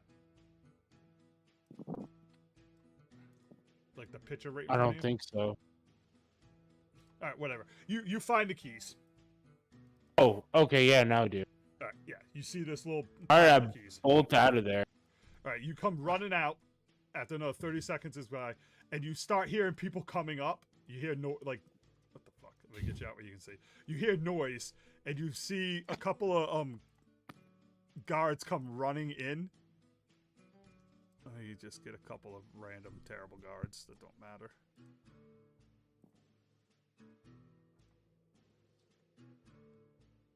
Come stumbling in the room. Oh shit! God damn it! Blue's acting up again. They run over and they start surrounding him. And he's like, they're looking around, kind of like, "What are you guys doing?" As they see you, as they surround Blue and start trying to like restrain him. We were just leaving. I'll let you deal with that. Hold up. What happened in here? It seems like one of your prisoners got out of control a little bit. So why don't you have fun deal with that? I'll give you a persuasion check too. Go ahead and deal with that. The worst persuasion ever.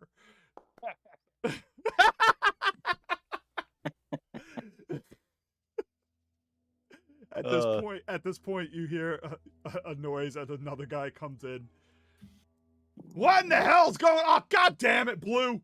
And the other two guys are like, something's up with those two over there. That guy's... something's weird. Watch the door. And the guy steps back and blocks the door. Okay, what's going on in here? They subdue Blue. As he is now down.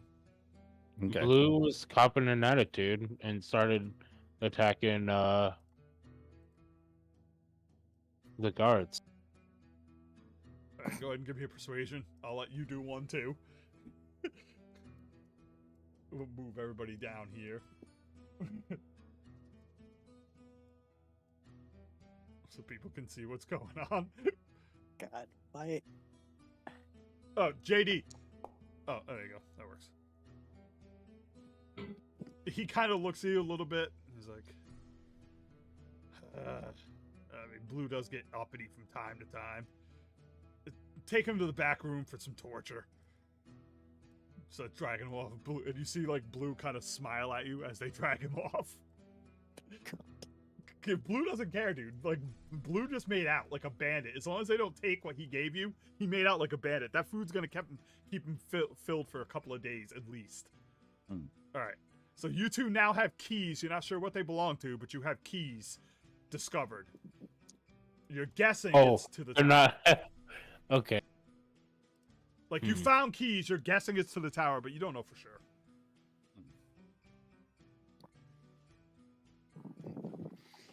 He puts them in his meat sack. He doesn't have the sack That's what anymore. I was thinking. Are you heading back out? Yes. I'm gonna bring you back outside. As you meet up with the rest of the crew. Right, you guys left the office, right? Yeah. I'm the only one unaccounted for. Fucking meat sack. Love it. I'm sorry. The fucking response of meat sack was just fucking great. I saw it in my inventory and I'm like, oh, this is too good to be true. Alright, so you guys step outside. It's now fully dark. Except for the gates where they have the light one shining in to the courtyard and one shining out. And you hear a voice yell down, "Lights out, boys! 15 minutes to lights out." And he looks down at you. For you newcomers, that means you gotta get in those barracks before lights out.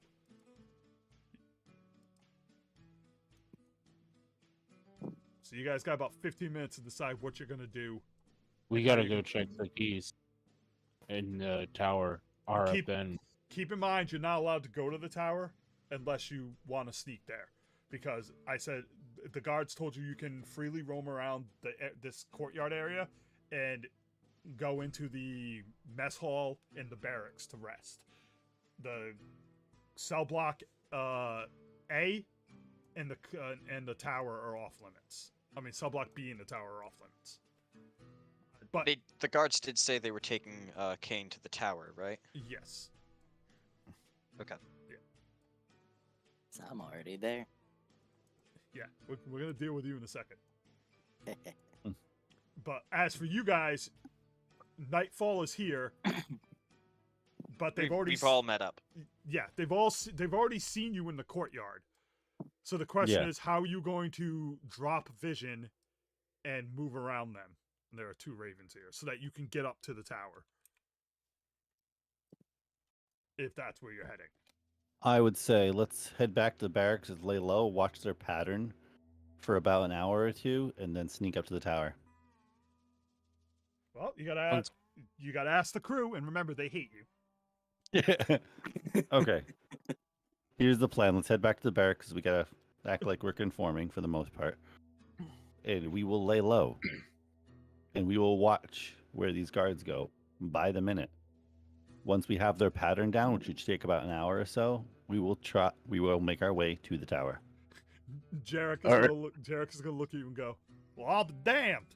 If you fucking talk to us, you're pretty reasonable." I'm gonna say the pipe same up. thing. I'm gonna pipe up and say that sounded a whole lot like commands instead of questions. And I go to Zon. I'm like, maybe if you ask rather than command, they might respond better. Because right now, most of them are just saying "fuck you." We're here for a reason. Let's get this done. And Something while you're at this is actually Destin for once agreeing with Zon. Actually, Raven's this gonna- is actually Raven's gonna walk up and put appropriate idea. Raven's gonna walk up and put a shoulder on him and goes, "Zon, now tell us where the bad man hit you." He tries his therapy Zon into not being such an asshole. Wait, who is that? I said Raven. I'm just joking because Oh. don't take their RP as fact because I'm just messing with their characters. All right. Oh, so you guys... I was gonna respond. I was gonna say, "Tell me why you're so green." All right. So you guys head to the barracks, and you. I'm not gonna load you into the barracks room right now because you're only gonna be out here for a few minutes. So you head into the barracks room and you wait about, say, 10, 30 minutes. While that's happening, let us move to the fun place. I'll be right back. Okay. yeah. Let's go ahead and go into here. We're going to put you guys on again so you can see what's going on. Just so you have a map. I don't need to do that with Jarrett because he's not here, or Raven. I should put together a vision token. I think that's what I'm going to do. I just keep forgetting to do it. Is that everybody? 4 or 5. Yep. Okay. So these guards drag you in. And as you come in, you see the Master at Arms is arriving too. He's like, "All right, boys, I'll take it from here." He brings you up around the corner. And you come in to this room to find this man that looks like a rhinokin. And he's got this guy pushed up against like a pole. And he's punching him in the face and hitting him in the gut. And he's like, "Stealing from the syndicate. You fools never learn." You hear the voice, "I didn't steal anything. All I did was win a game of cards. It's not my fault. It's not my fault the Kingpin's son is so goddamn stupid." And you hear, "Rrr," and smokes him in the head with his rifle that he's holding, smacking this dude in the face. His blood like pours out. He's like, "Don't you know winning is stealing in our book?" The boss is not happy with you. He turns, he goes, fuck, what did I name this guy? What did I name the bastard at arms? Fuck, I don't know. Hernandez. What was it, Hernandez? It was an S. Sancho. Sanchez. Thank you. Sanchez! What are you doing in here? I thought I told you to keep an eye on the gates. Sanchez is like, yeah, sure, boss, but I got a surprise for you. Just came in, hot off the presses. And he steps forward and he grabs a hold of you and he shoves you. Hey, watch it. Shut up! And shoves you forward, throwing you on the ground. Knocking you prone. He goes, Vincent Foster, as I live and breathe. At this point, the warden stops, grabs a hold of Williams and drags him over to the corner and throws him down on the stairs. And he goes, stay there. He walks over, he looks at you, looks up and down. Pathetic looking fucker, ain't he? Shut up, boy. Bring him over to the post. We're gonna make sure this is really him. Truth be told, it won't matter if it really is him or not when I get done with him. And drags you over to the post. Hooks you up to the post. Stops and goes, before that, go get me some food. I'm gonna go have a conversation real quick with Williams to let him know exactly what we plan on doing to his family. For crossing the syndicate. He walks over there. Master Arms takes off as you see him leave the room, Kane.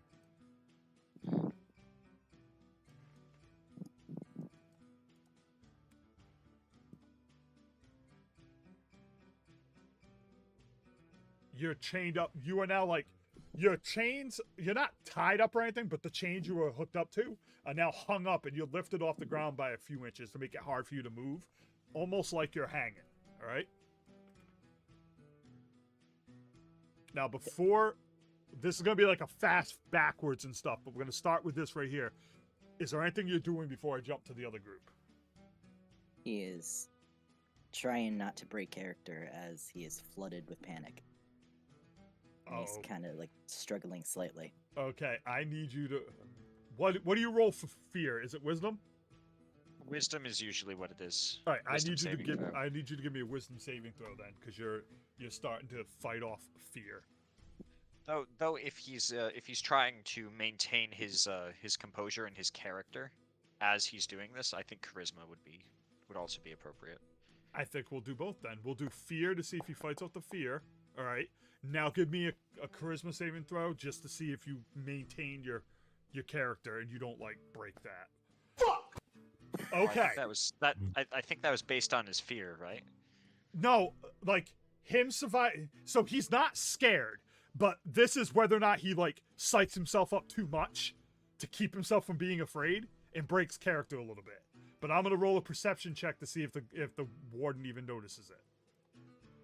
Like you crack a little as you control the fear aspect of it. So let me where's perception on this motherfucker?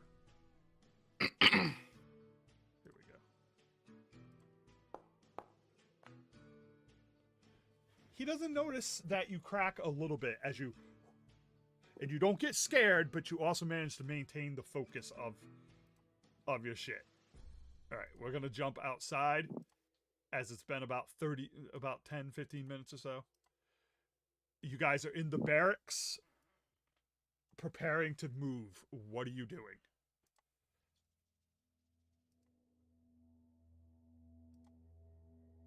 Okay. Oh, everybody. Which one of us here has the highest perception? That's not what I wanted to play. Mm. I don't know. Don't ask perception. RP wise, which one of you is the Okay. smartest? Out of in movement? everybody here, who has the best observatorial skills of all of us that can keep a good track of these guard movements for the next hour or so? Observatorial, huh? not Well, me. we're gonna say you've been observing them already for 30, 40 minutes. The question is, how do you plan on moving to the tower? That's the question at hand. Well, we plan. So, okay. So, everybody, the plan is once we do have these guard movements down, we can move in between their, as you could say, movements between areas as they're guarding and circulating around this prison like yard, and we can move in between them in the shadows and use the basically the uncast of light to actually get to the tower without being seen.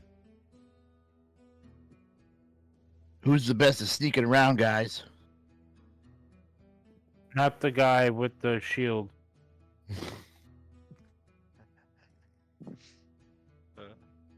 Here, Raven, speak up. I can make some people invisible.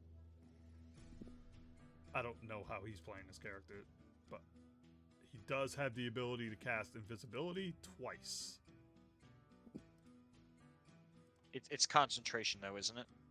So we can only do it on one person. Yeah, but that one person could move up to a hiding area, and then he could cast it on the next person. Hmm. Yeah, but I mean, keep in mind that I mentioned before that there aren't guards in the courtyard. They're up on the wall with a light. They have one light shining into the courtyard and one shining out at night. So you really just have to avoid the light. And make your way through the courtyard and stuff. You just gotta stay in the shadows. Hey, you're getting beat to death. Shut up. So it's up to you how you want to do this.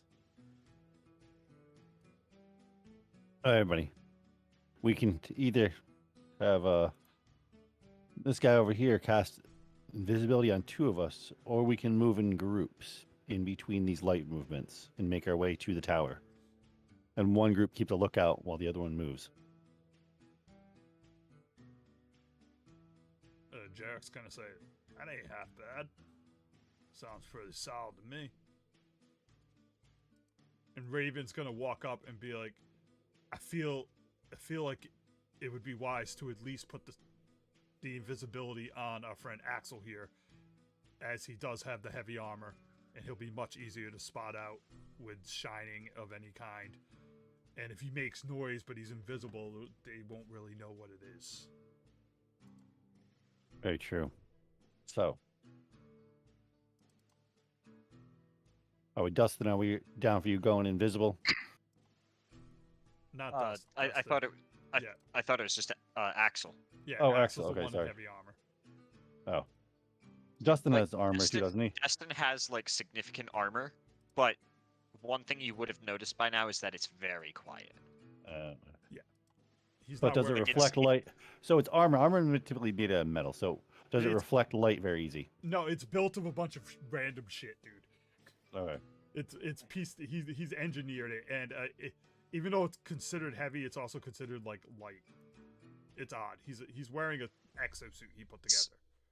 Yeah, and in this particular configuration, it's basically designed to be quiet and Yeah. like not obvious. Yeah. Raven's gonna cast.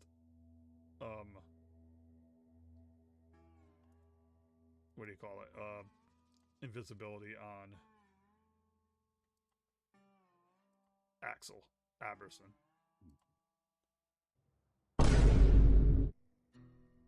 Ignore the thousands of things. Can you still see some of your token though, right? Not really. Oh, that's- I think that's so cool. It looks like he's invisible to me. Yeah, so let me get rid of like 100. Yeah, he can see him. It's just he's covered by 1,000 yeah. things. Yeah, Let me he's get rid still of the there. excess ones because there shouldn't be that fucking many, but there, we'll leave those on. All right. So, you get him invisible. You guys walk to the doors of the barracks and you step out and you see that the light is kind of sweeping the back gate areas, the back areas of the doors, moving back and forth at a slow pace of about a minute and a half as it sweeps across the courtyard. Make your move. people. Okay. Here. Okay. So So- basically, there's a path leading from the barracks down here, basically up to this staircase. Yes. And I'm thinking that's probably the most direct path. Yeah. I like how you noticed it because I literally picked this map for the very purpose of there's the shadows right there. So even at night we can pretend that the light kind of zooms around, but the shadows are right where this walkway area. And we haven't seen any or received any indication that there's other guards around, right? No. Yep. All Okay. you've had, So, the only indication you know is Naturally, that we're expecting guards. no, you're not expecting them because he specifically told you that that the courtyard is free for people to roam in. They keep guards on the front gate wall. So you're not expecting there to be anything else because he's very laxical about the guarding in the courtyard area. Because they beat the prisoners and they keep the prisoners in check, they're afraid to do anything. So if you guys are going to do that, I will need stealth rolls from everyone to make sure no one makes any weird sound as you try to walk your way up. I'm assuming this path, we would have gotten to the warden's office up this path, and we would have seen like some of the path up to the tower. Yeah, along the way. yes. So we know how to get to the tower. Yes. The tower's actually right here. See where that vine is? That's where the door to the tower is. Okay. Stealth checks from everyone. Axel, you get advantage because you're invisible. Go ahead and roll again. Nat 20. Dustin. Malcolm.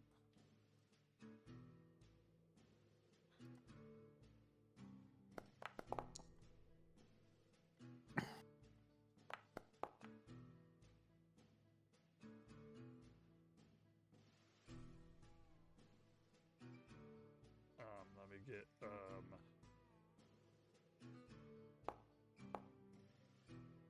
All right.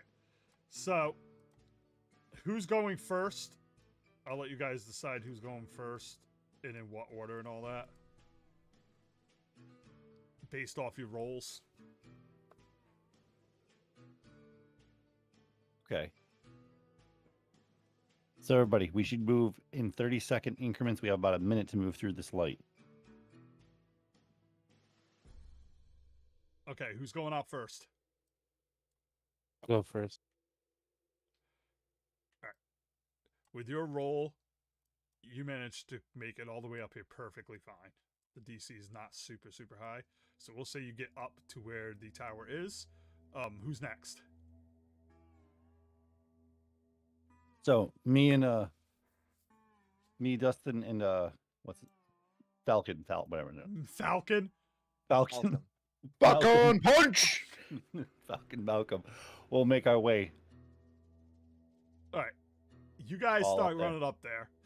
All right. You get about halfway up there where you hear Destin kind of stumble into some rocks and make a loud racket of a noise. Oh no. Well, he rolled an 8, dude. So go ahead and RP that out for me. So I'm guessing I kind of like tripped over some rocks and just kind of stumbled a bit. Yeah. So you slam into some rocks and stuff, and you hear, "Huh, what was that?" And you kind of hear like the Metal Gear Solid thing, and you see the light start slowly turning towards Destin. All right.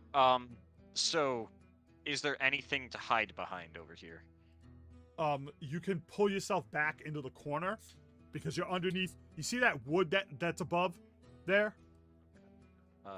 Yeah, like the water tower. Yeah, With and then that. there's a wooden walkway if you look. Yeah, you're kind of like underneath that, so you can crunch up, Looks like get an back. overhang. You can crunch back as far as possible to hope that the light doesn't get a full view under there. And then I guess you could perform and pretend you're a pile of rubbish or something. It's up to you. Animals making noise.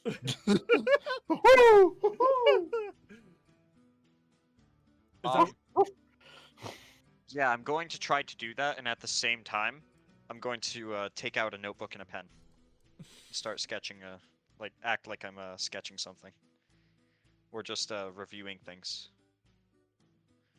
okay. Go ahead and give me a And stealth check. this is like I want to be out of sight, but That's like mostly if they actually do come up to me, Yeah, I yeah. want to have that in hand. All right, give me another stealth check as you bunch up against the wall and you get real still. All right, we're gonna do a. God, I'm gonna roll a d20 with no advantages. Basically, this is their perception check. Fuck! The light shoots by you so quickly that they don't catch you, and you hear the guy go, "It's probably some more of those giant rats." Turns the light back around. You start making your way back up again.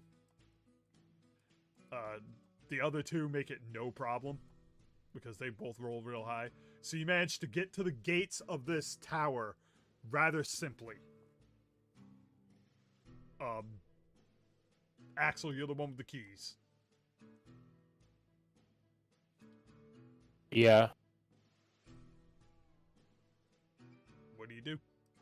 He hasn't mentioned this, so I want to start pulling out some tools and preparing to pick the lock. All right, you start like laying tools on the ground, like you're setting up. I pull out the keys from my meat sack and yeah, try and. How many keys are there? There are 3 keys on this one. Two rather small ones and one big, huge one that looks like it's for a hefty door. I'm gonna try the small ones first. Does this look like a hefty door? Oh, it's a big fucking door. Big steel. I'm gonna try the hefty key first for the hefty. You put the key in and you start turning it and you hear it starts making loud noise. Do you want to be careful while doing this? Yeah. All right, give me a sleight of hand as you slowly turn to click the lock.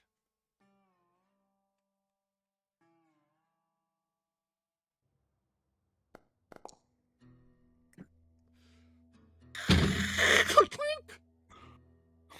As this lock unlocks loudly. You hear, huh? Again, you see the light start swapping towards you. You guys got like 2 seconds. What are you doing? Squeak, squeak, squeak, squeak, squeak. Dude, you're at the door. You could always bust through and lock that shit behind you. Yeah, that's. I'm going to say, like, we were in the barracks, so we were able to retrieve our weapons, right? Yeah. Yeah, I forgot all about that, but yes, you grabbed your weapons. Because I forgot about it as a bad DM.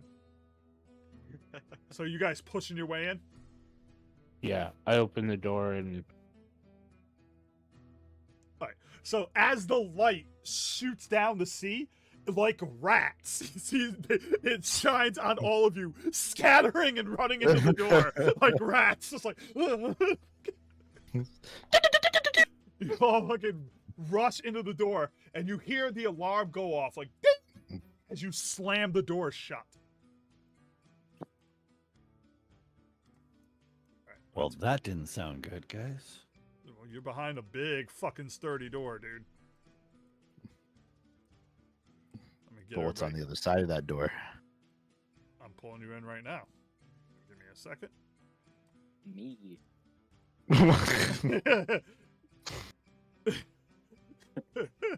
You bitch. Me. As you come bursting through the door, you see a guy standing over by Mitchell, and he's just kind of slapping him around. He's like, "You're not the death of the battlefield. Who the fuck are you?" As you slam the door shut, and he turns. The hell is going on? Once we get in here and I see this happening, can I cast Sanctuary on Kane? Yeah. All right, I'm going to cast Sanctuary targeting Kane. So you're literally going right into combat. Oh. Okay, I'm a little bit out of range, but I'm assuming I can step forward like 5 feet. Yes, you just cast that. Wait. Did you use... I thought you said that he didn't perceive my breaking character. No, he didn't perceive your break a character, but he's beating the shit out of you. So he's just throwing random insults at you. Go ahead and cast it. Okay, I accidentally did the first time, so I'm just Yeah. choosing to do it. So without as you casting- throw this without spell using the out, spell slot. he turns and he sees you. He's, "Guards! We're under attack! Going to add everybody to combat tracker. Now remember, you just slammed the door shut. It's wide open right now. Oops, did I just literally pull everybody? Motherfucking Yeah. ass. All right, No, thank you. let me go. Buy me dinner first. let me We go ahead- enter a harmless demi-plane where all of us are secretly within a bag of holding, but no one knows about it. All right, let's put him back up here. Am I a part of combat or am I just here? It's like here. You're gonna be part of combat, but I gotta fix some stuff. So give me a minute, because I just fucking waffle fucked that entire thing like never before. I'll put the warden back here. Let's do this. Adjustments to him since the man at arms is not in the building, because you guys outsmarted that shit. Okay, is everybody on the map and can see the map?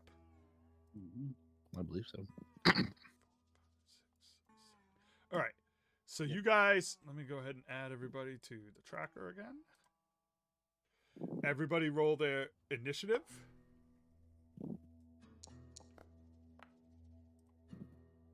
So, I would assume that if the warden is actively taking swings at Kane, that it's interrupted by the Yeah, spell. he's just slapping him, really. He's not really attacking. He's slapping, but then the barrier comes up and his next slap bounces off, and he's like... And that's when he turns and sees you guys. You hear noise coming from outside as this starts up. Kane, you're up first, but you're still fucking... I haven't rolled initiative yet. Oh, okay. Oh, It doesn't there it look is. like the warden has either. That was a loud fart. I hope no one on stream heard it. Oh, I heard it loud and clear. Yeah. Okay, it looks like the warden is up first. All right, the warden, seeing the situation, immediately turns and looks over at you guys and sees the pile of people there. Looks back at Kane. Realizes he doesn't have any help with him. Yeah. give me a second. He's gonna jump back this way. And he's gonna, as he's jumping back, he's gonna fire off with his musket down towards the group of people, thinking the threat is down there because obviously Kane is tied up. So he's gonna blast at Destin with this musket. Hey, dumb question. Am I still invisible? Yes, because nothing has happened. Okay, perfect. So the first shot with the musket, it does nothing. He's gonna, after he fires the musket, he's whip his hand out and he's gonna fire his pistol once too. Towards Destin, as he misses the first shot. With disadvantage because he's not in a good range with the pistol. The pistol's considered melee because he has to be up close. And he misses with that too. You actually just made this fight a lot easier by getting here before the warden, before the Master at Arms showed up. Alright. Kane, you are tied up still. Up against this pole.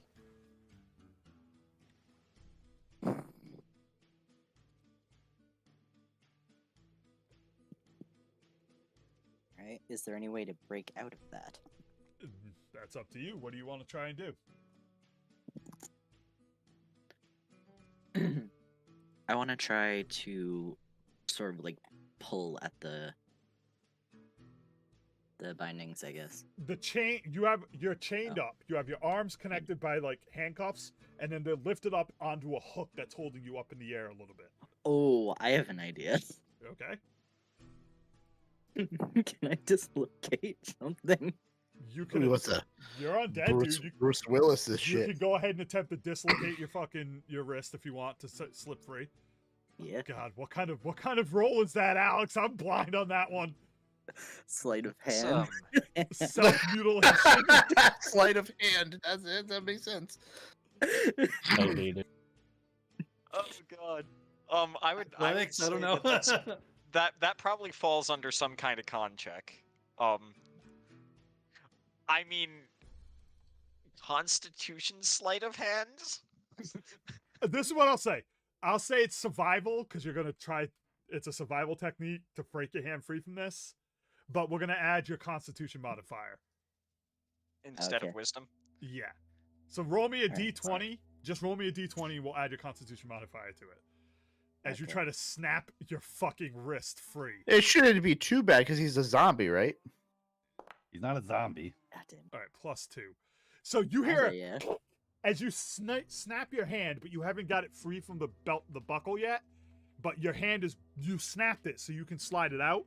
But it's gonna require the rest of your your bonus action along, because that was your action to break your own wrist. It will require your bonus action to free your hand too. But then you can use your movement. All right. I think I'm gonna Is do that both hands or one? Well, if he gets one hand free, he should be able to like lift his other arm up and flip it off of the thing. Like he should be able to use some of his movement to flip the Right. chain off of the thing. Like that's essentially the chain is just wrapped around the hook. So once he frees his hand, it should pull down. Okay. So how much movement is that taking to do that? No, that takes no movement. You broke it. You can just move, and the chain's gonna like drag. Oh. Imagine if you laid a chain over like a hook. It's not Yeah. through the little links. It's just over the hook. So once you Oh. break your hand and remove it free, and you start running, the chain's just gonna run up and over the hook and out. All right. So I still got the 30, right? Yeah. All right. Just make it quick. All right. Alright. Yeah. Oh. I believe it moves on like. Oh no, that's the Pathfinder thing. All right. I can move you down here. Can I'm you gonna move? move All right, there we go. next All to- right. yeah. So you make a run for it as that happens, and your hand is like flopping around, like it's fucking flopping around. And the ward's like, "God, how the get out of there, you son of a bitch!" All right, is that your turn? Mm-hmm. Sorry. JD, you're up. You see him floppy hand. They still have he has no vision on you right now. He's still invisible, isn't he? Yeah. Yeah, I don't. How should I play this? Because this being invisible is actually probably pretty good, right? Run up Yeah. and like. I'd still like to also point out no one has done anything with the door. There are people coming.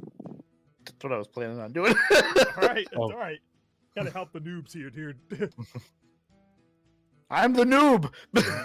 Good job, Bazinga.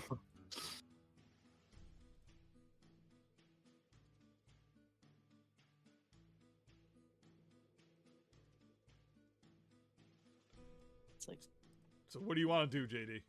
Wild West. I don't know. I'm trying to think, but it's Well- hard.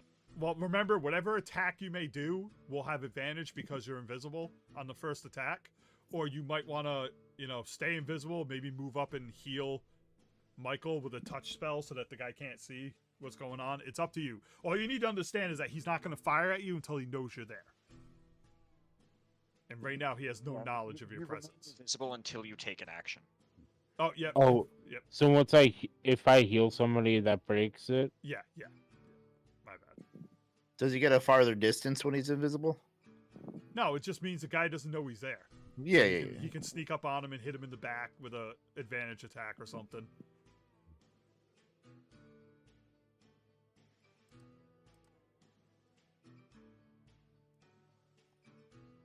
I'm gonna hold my action. All right. What are you holding for what? Like an attack or a heal? Or a spell? Probably a heal. All right, you're gonna hold it. Well, we'll say a spell. You're holding your action for a spell. Yeah, I'm gonna. Yep. And do you want? How do you want to hold it? Because the way it works is you decide. So, do you want to cast it the first time someone takes damage on this turn, or do you want to cast it like when something else happens, a spell? Actually, I'm gonna move up. I'm gonna change directions. Okay. I'm gonna go behind this guy. You can get up to here. Hang on a second. You can make it up to here. Oh, 30. Yeah, 30. You can get right there. One of these two spots. And he still doesn't know you're there. Not the pit. There's so much going on. I can't. Okay. He's invisible. He just jumps into the pit. It's like, they'll never suspect me here. All right, so that's where you're going. That's how he's Yeah, getting out of Right. Too this. far. That's now- too I- far. it's Taking spec- it. No, that's. Yeah, that's It's specifically if you attack or cast a spell is when invisibility ends. So Yeah. you could do like a dash action if you wanted to reposition even further. But what you could Yeah. do is stay right there, right? And hold your action and tell me you're holding your action until he moves by you or moves towards you. And then you'll get an opportunity strike if he runs by you and an attack from him getting close to you. Well, that's what I was thinking about. I'm gonna. Well, holding the action typically is you typically need to use your reaction to actually take. Oh the yeah, you're action right. All after. right. Yeah, you're right. But you can hold your action until he gets close to you and then do something. But with that said, you can also move up to him and be within range to opportunity strike him Yeah. should he move. So if you want to dash and get behind him, you can do that. All right. So Yeah, we'll say I'm you're right holding there. my action until he moves, and then I'm gonna swing Well, at you him. dashed, so you don't have another action, but you're waiting there, and as soon as he moves, you're gonna get an opportunity strike. So you're Okay. basically gonna hit Alright. him in the head when he moves. Sounds good. It would only be relevant to know if it's holding an action or if it's an opportunity strike if you had extra attack. All right, Alright. Jarek is gonna move up over this way and get himself positioned kind of behind this hand. He's gonna lean out, watch the birdie, and gonna fire off his handgun at him. Why is it disadvantage? Let me take a look why that's disadvantage. I believe I know why, actually. Remember, I set up guns to have certain range. Yeah, his range I is think he's at 25 to... the. Yeah, 30 out of 40. It says so. He's literally just 5 feet too far. Yeah, well, if he was up... Alright, so what I'm going to do instead is move him up farther enough to actually shoot at normal. Yeah, I keep forgetting that I did cool stuff with the guns to make them work differently. There we go. So he's going to jump up and he's going to fire. And when he fires his gun, you're going to see like this black smoke fill around it. Never mind, you don't see the black smoke because he misses, and I'm not wasting health on a miss. Zahn, you were up. Okay, so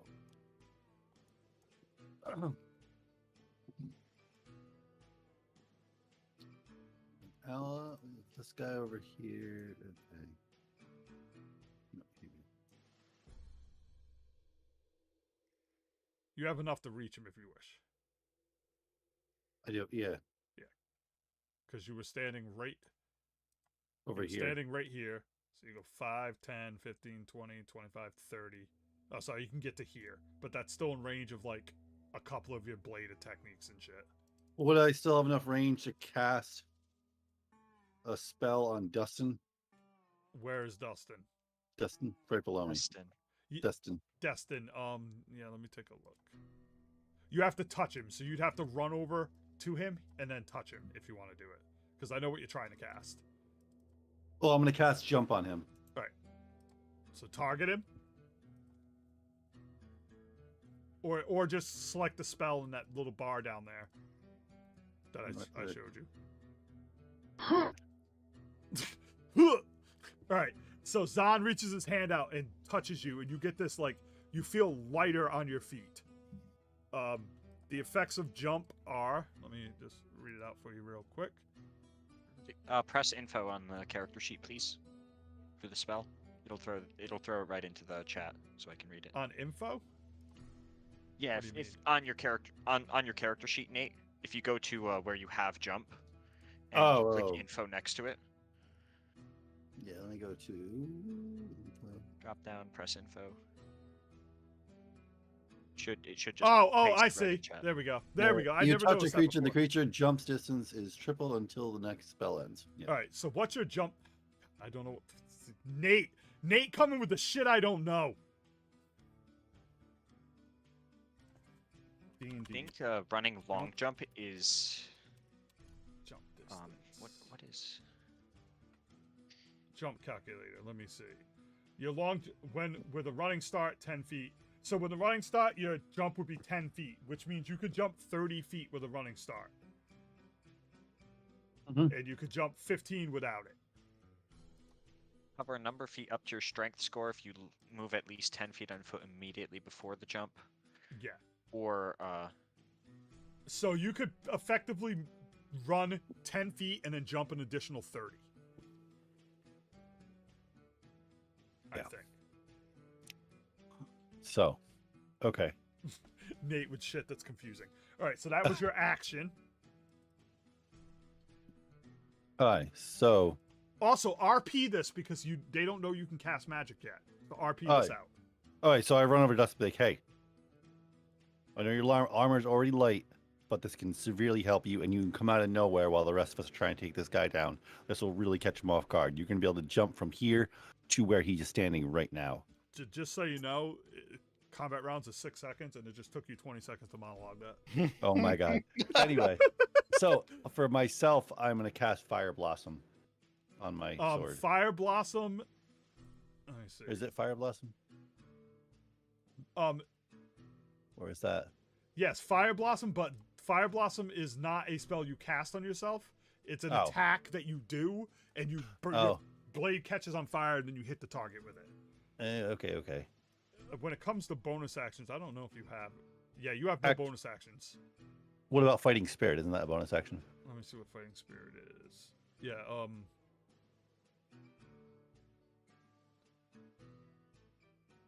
Yeah, you can give yourself advantage, but you're nowhere near someone. You also gain. Yeah, you can do that, and it will give you 5 extra TP. Is that what you're doing? Yeah, on myself before my turn Let me ends. Yeah. just make sure you can use this 3 times. It says I forgot to put 3 uses on there. All right, so let me good. give you 5 temp HP, and we'll go over Alright. here, and we'll use your resources for FS for Fighting Spirit is what we'll call it, and we'll give you. For 3. fuck's sake. That sounded like a fairy spell. It was weird. Well, assuming gonna I have- recognize this is very clearly he's casting magic. Yes. Yeah. Destin would. All right, is that your turn? That is my turn. Raven's gonna run up, duck down behind this thing, and pop out around the corner. He's gonna use his bonus action to. Where is it? To cantrip target acquired. I believe that's a bonus action. Let me make sure. I think it's an action. What the fuck is the point of it being an action if you can't use it immediately after? True Strike is a honestly not great cantrip, and I believe that's what it is that you renamed. Dude, what the fuck? We're gonna no, because it's his own spell. I'm gonna turn that into a bonus action. That's just fucking stupid. That is incredibly stupid. He's gonna target acquired and give himself. Oh, it's a concentration too. That's even stupider. All right, he's just going to cast fucking triple tap at level 1. Roll 1.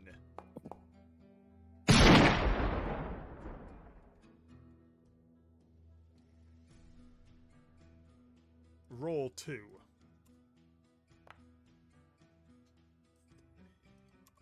Roll 3. So he does an additional 9 damage. So it's 11 damage. He does 11 damage to the target with his little fucking. Why is it 11? What?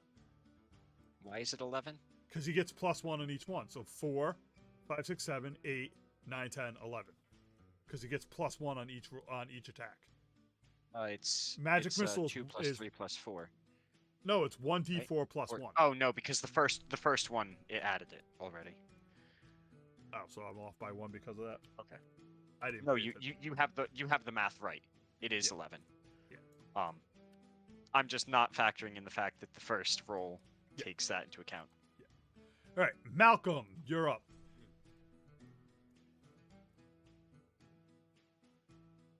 Malcolm. Oh yeah, that's my name.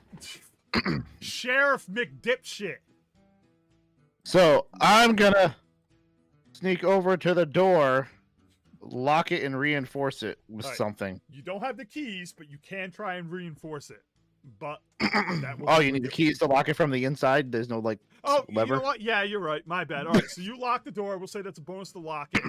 Do you want to look around, or do you want to put something, like, do you want to maybe put your rifle there or something? Or anything you're carrying? I don't think I'm carrying anything.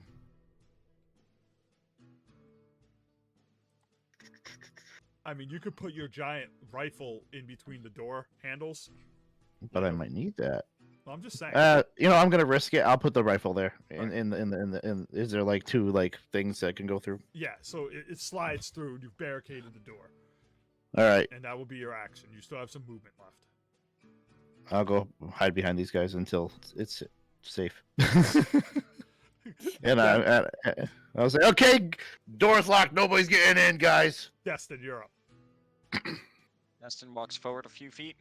You son of a lifts a bitch. hand and lifts a hand, and he's going to attack with the lightning launcher. This is health that high. Oh, Boom!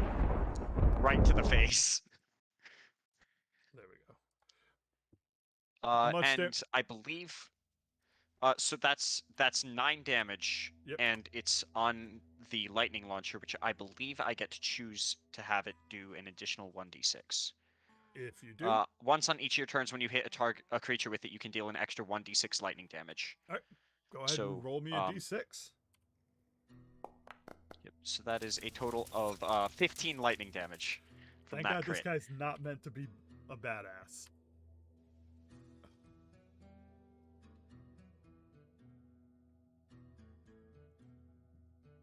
Minus And 6. That's There we that's the end of Destin's turn. You just shock this fucking thing. Ah! just walks forwards, kind of slowly, lifts a hand, and just shoots out the gauntlet and just cracks him across the face. The warden's like, ugh. And he's going to step this way to try to give himself positioning on the other side of the pit. As he does that, are you taking your opportunity strike? Me? Oh, that's Axel. Yeah, you. Oh yeah. So target him like you would normally do, because I haven't showed you how to use this little bar down there. All right. You see the bar? I think it's up on the top of your screen. It says like inventory, features, skills, and all that. Yeah. Click on inventory, and it's going to bring up your weapon. Then just click on the weapon. There you go. That's the new way we're doing it until I can get my new computer. And then in chat, click on the roll, which will be with advantage. That hits. Go ahead and roll the damage.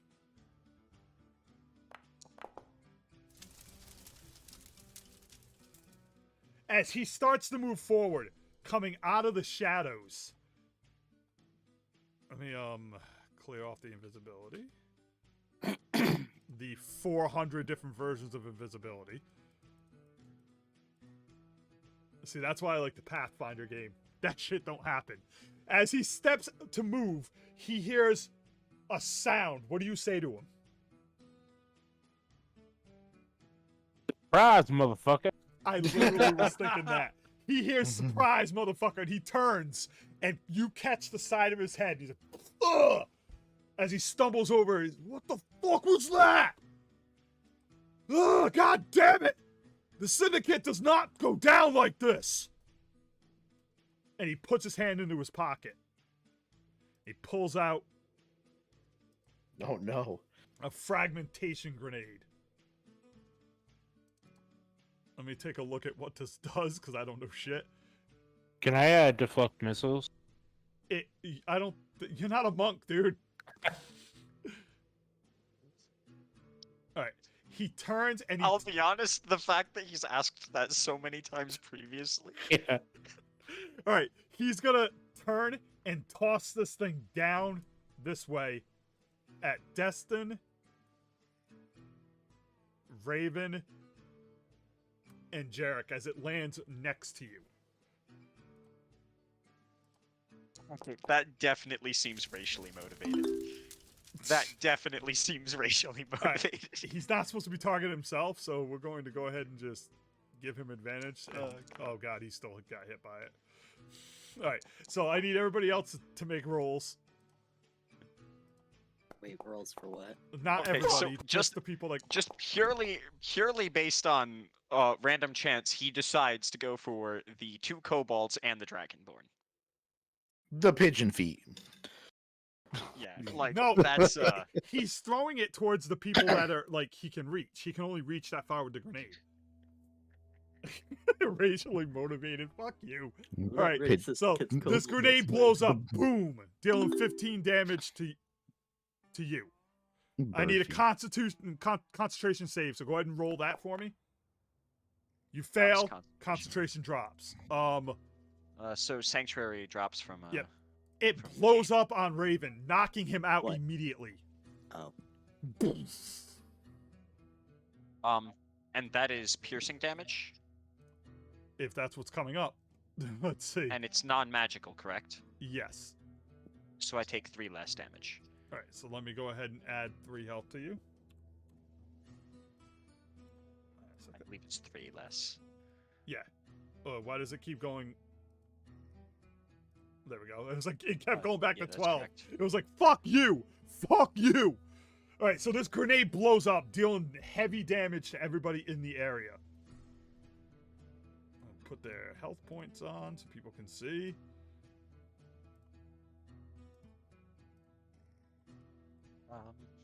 And of course, Raven is out from that, like just dropped.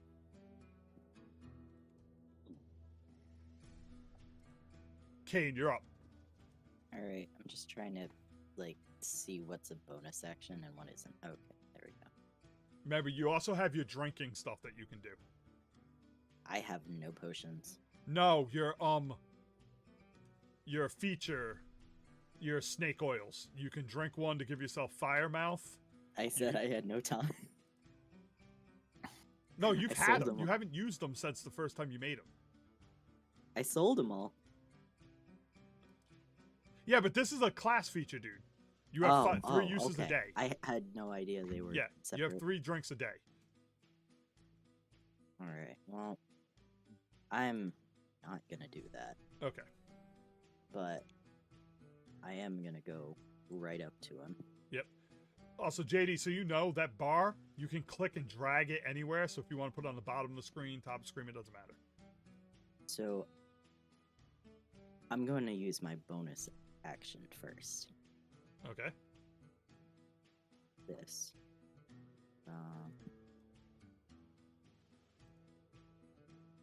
Do I Form of is death. a roll? Yeah, let me just take a look because I don't know all your stuff yet. So, use your bonus action. You gain temporary hit points. So give me 1d10, please. Okay. It says 1d10 plus 3. Do I just roll it? Yeah, Okay. that shit actually works, I believe. So as soon as I go apply, the Wilhelm screen goes off. Okay, so now the first time you hit something on your turn, right? Let's see. Once during each of your turns, when you hit a creature with an attack, you can force it to make a wisdom saving throw. You're immune to being frightened, and it can frighten it. So what are you doing with your main action? Also, you don't have to be that close to him if you don't want, because your whip is 10 feet, so you can be back here if you want. Oh, is that okay? Yeah, that's fine, because your whip has a distance on it. It's a whip, 10 feet. I think it goes Let me up to just 15. Let me Read this. check exactly first. what it says. Yeah, it's a reach weapon, so it's 10 feet. So you can just slap him with it, and if you hit him, he'll make a wisdom saving throw and maybe get feared. Alright. So I'll just. And this is with the whip. Sins of the Father. I still think that's the best name I've ever come up with for something. Oh yeah. God. You whip this whip out, and and it just bounces off of his fine, like, military coat. Is that your turn? Yeah. I Alright. think that's all I can do. At this point, you hear slamming at the door. I'm gonna make a damage roll of a D10. 5. Sit it to it. Alright. It is now JD's turn. As you see this grenade Oh, blow up, you hear people banging at the door.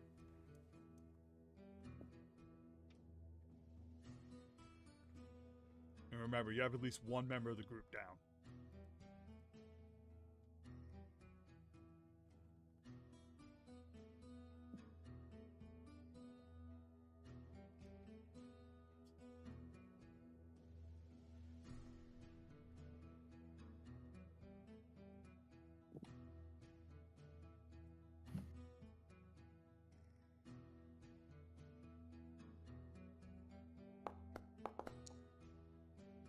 That hits. Nice damage. Ah! As you hit this guy in the back, and his coat does not deflect that shit. You still have your bonus action.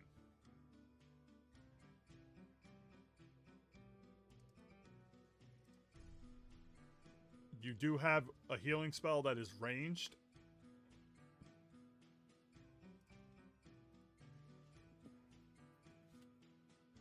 And it's also a bonus action.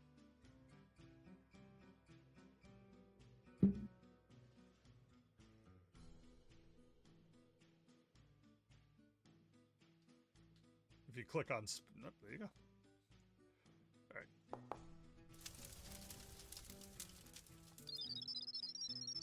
Destin, you feel this weird, like, green light flow up over you, and your wounds start to close up. The shrapnel from the bomb starts to spit out of your body and onto the ground.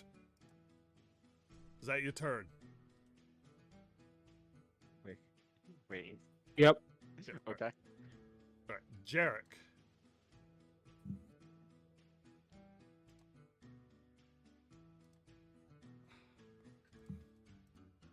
Oh, we can't have any of that. Jarek's gonna run over here, and he's gonna use his action to stabilize. Did you forget you were controlling Jarek for a moment? No, I was looking to see if he has any healing stuff, but he doesn't, so I'm just going to stabilize so he doesn't have to make saving throws until someone feels that they should resurrect the guy on the ground who's not on the ground. He fails. He's I can't stop the bleeding. Will someone please help him? Christ. In Nick's hillbilly voice. And then he's going to use his bonus action. Do I have anything bonus action worthy? Let's see. Anything. I don't think he has anything bonus action. No, he does not. He's going to sit there and watch his new partner to a degree bleed out. Zon. Golden. What the hell? Screen. Okay. Okay. Now. We're going to move a far. Well, oh, tough that I'm not on targeting. Anyway, so Remember, you can use the ruler. You can get to about here. Unless you want to make the risk of jumping over the pit, and then you could land here. So I can make it to about there. Yeah. Hmm. Remember, you do have the Ice Blossom, which is a ranged cone. So if you were to run up to about here, you could aim the cone straight up and hit him if you wanted to use your cone attack. Ooh. Ice Blossom. It's going to make you aim the template, and you can, I believe you hold down shift to adjust the way it's like. Let me see. Would Thunder's Draw hit him from here? I think Thunder's Draw would hit multiple people, though. Oh, shit. Because it's an AoE. Yeah, it's a Yeah. 5. You don't want to do that. The one you want to use that won't hit people is the thing. Ah, shit. And then if you use it, when you put the cone down, you mouse over, like, the thing, and you can hold shift to scroll and turn the way it looks.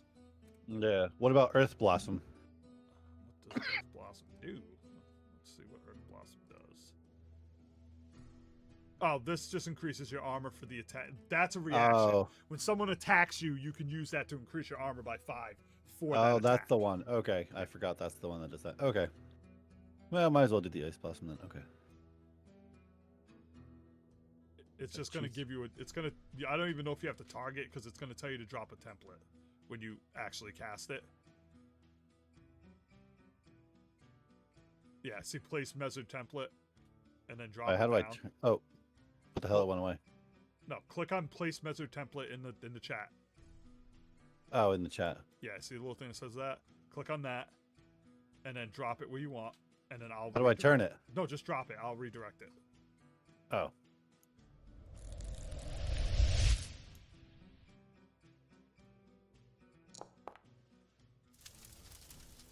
All right, I'll make the con save throw for you off this guy because that's what it is, a con saving throw, right? Yeah. All right, con That's save. in line for cold damage. All right, he passes, so he takes half. So he's going to take half of that 14. Next time, I'll show you how to redirect it. That was my bad. I didn't think it would be that weird. There you go. As you blast out, like you whip your blade out real fast, and this bolt, this like almost like dragon's breath of ice shards flies at this dude. Destin, you take note of seeing this as you see him starting to display these abilities. Is that your turn?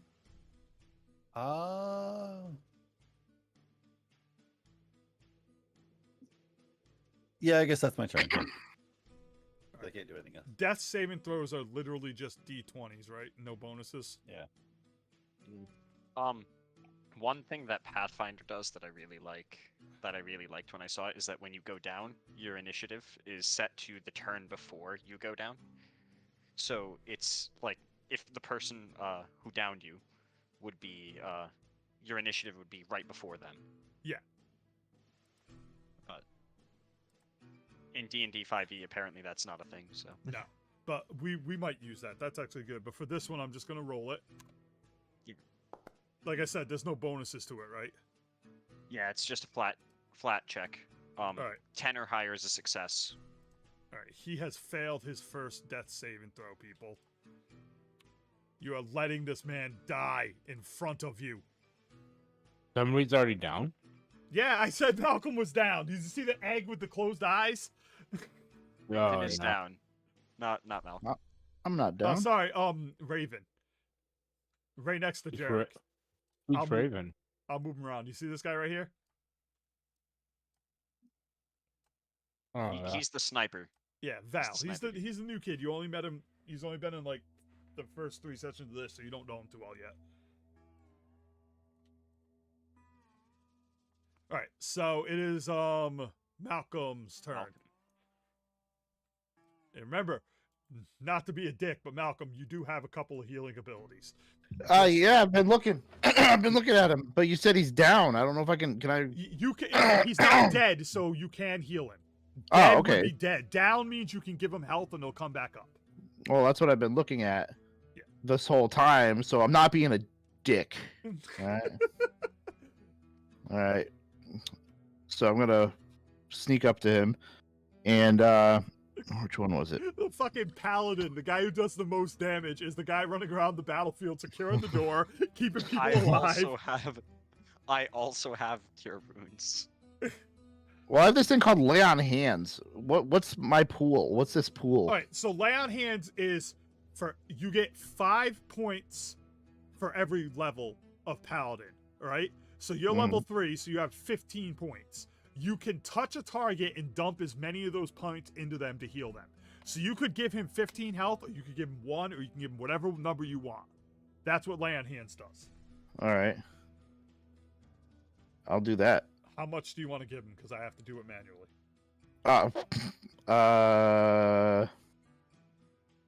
I guess 15 for now, right? It resets after. Yeah, it's let's see.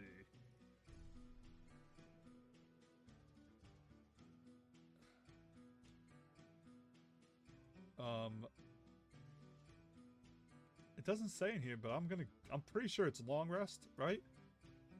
I would expect it's long rest. Yeah. Oh, his max health is actually only 14, so we'll save you 1. Okay, then I'll do that. I mean, that's why he went down Yeah, so it easily. it replenishes when you take a long rest.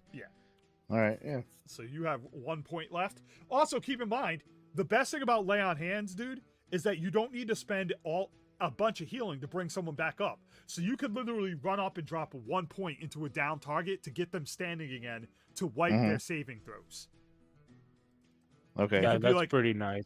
You'd be like, oh, Yeah. fuck, this guy's close to dead on saving throws. I'll just wipe him by throwing 1 point into him, get him back up. Then he can drink a potion if he makes it to his turn and shit. Cool.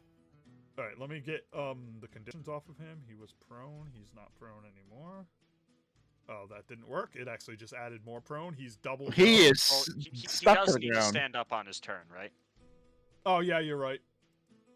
God damn it. So he's still prone until he Yep, uses yep, half his movement to stand up. He fell so hard that he fell through the earth. All right, are you gonna do any more movement towards the boss or whatnot? Yeah. How many? What do I got? Like, I'd say 5 you got blocks 15 left. more because you were down by the door, so 5, 10, 15, yeah. So you got 15 more. 1, 2, 3. All right. Destin, you see Malcolm run up, tap Raven on the shoulder, and run right by. Winston continues walking forward and is gonna fire off another one. I just like the effect. I thought I did a pretty good job on the animation for that one.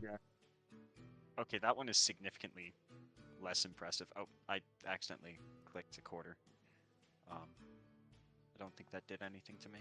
No. It was at 15 plus 8. Yeah. And then just for completion, I'm gonna step forward a little bit more. If you step way up one now. more over, you will be considered flanking. That's up to you. I consider Well, f- I want the others to. I want the others to be within Okay. range to flank him as Just well. so people know, I consider flanking not back like from front to back, but like one of the regular 4 corners. Because the guy's got to deal with fucking people all around him. All right, he's gonna roll a d6. He does not pull another fragmentation grenade out, as he's starting to worry about the situation. Let me go ahead and get other people's health up. He starts screaming, "Get in here, you sons of bitches! Hurry up! Oh god, I'm going to hell, aren't I?" He's gonna take a shot at the one who looks the most roughed up. "This is all your fault, isn't it? You stupid bastard!" Gonna shoot his musket at you. He's gonna whiff. He's gonna pull out his pistol and fire that at you too. It's gonna fucking whiff again. Cade, you're up. This fight.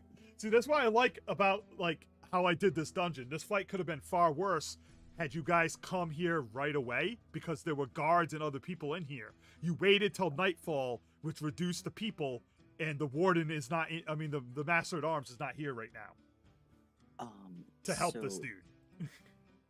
Quick question. What's up? How do I do the one with the darts? Your dart attack. Yeah. They're your Eldritch Blast. Okay, so do I do the from the spells? Yeah, you just instead? cast the Eldritch Dart cantrip. And that's a D10 plus your charisma modifier. It's probably going to end up being your dominant weapon when you're not using your potion stuff. Although you've completely weaponed that. What was that sound effect? That's the sound effect I gave for his Eldritch Blast. Then I can forget what it's called. for my bonus action, can I just use the normal whip or? No, the whip is a main hand weapon. Okay. Like all this stuff is main hand weapons. You're not dual wielding, dude. So I don't have any bonus actions. Not yet. Does he have the chain in the other hand? The chain is hanging. I would allow you to attempt to do something with the chain. Not an attack, but you could try to trip him or something, or wrap the chain around him. I would allow creativity on that. Hmm. Also, Yeah, I sure think did. I think one of your bonus actions is drinking your. Let me see. Oh, it takes 1 action to drink and last an hour.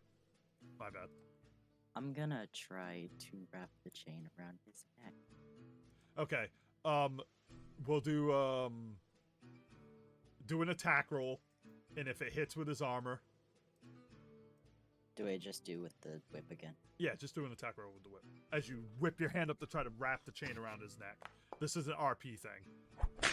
Damn. You swing the chain up, and he goes to wrap around, and he puts his rifle up and blocks the chain and whips it down to the ground. Nice try, boy, but I don't go down that easy. Axel, you're up.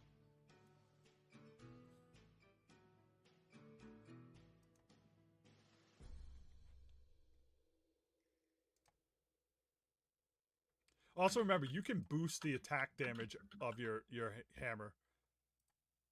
How do I do that? You have 3 uses. Just tell me you're using a steam core. Oh, Tell me you want to steam boost your hammer. And what will happen is when you make an attack, I will double your mod after the attack. So in other okay, words, yeah, let's do that this time. all right, so you're going to use one of your steam boosts, and we'll just drop you down to 2. Well, of course, right? Did you whiff? Yeah. Of course. So you power up the steam hammer, and you still haven't used this thing too well yet. So the steam shoots out of the back and gives you all this power, and you fly by his head, swinging so hard you shatter the ground, like you crack the ground and it fucking splinters up. You know the kind of power that your hammer has when you make connect with this thing now, but you haven't used it a lot, so you're still you're a little out of practice with it. Is that your turn, or do you want to do something else? Healing word. All right. King gets healed up. And that's my turn. Jarek. Jarek's gonna move up to here. Thread the needle on you guys. Take a shot at the warden with his pistol again.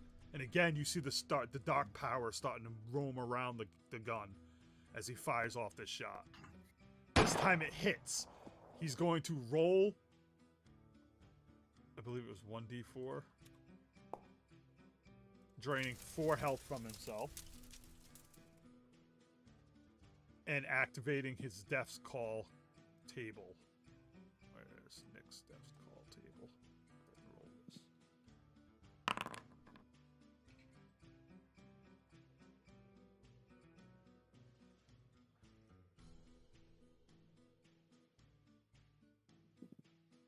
Okay.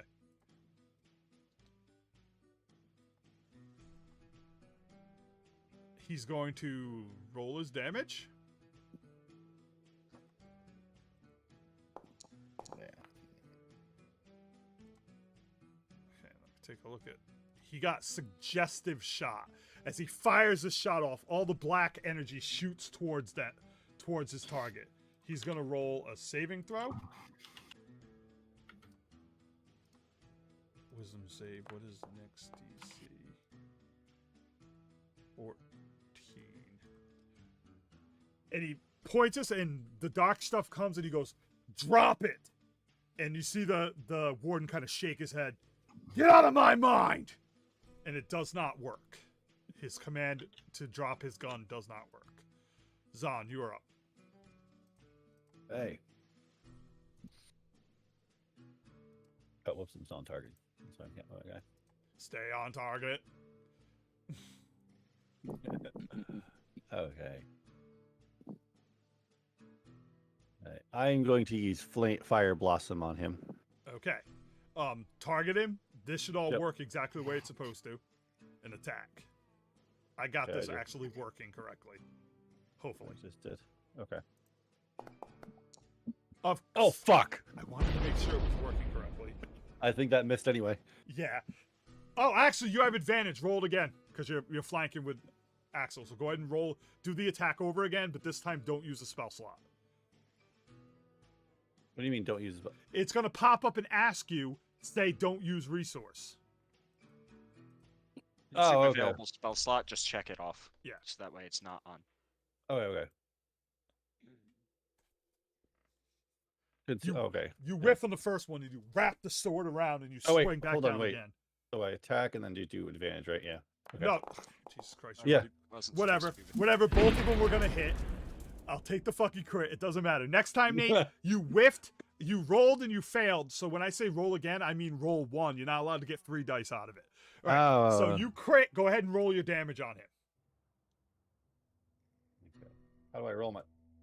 Damage should How do be I roll on my there. damage? There's no damage. How is It it just no- says attack again. No.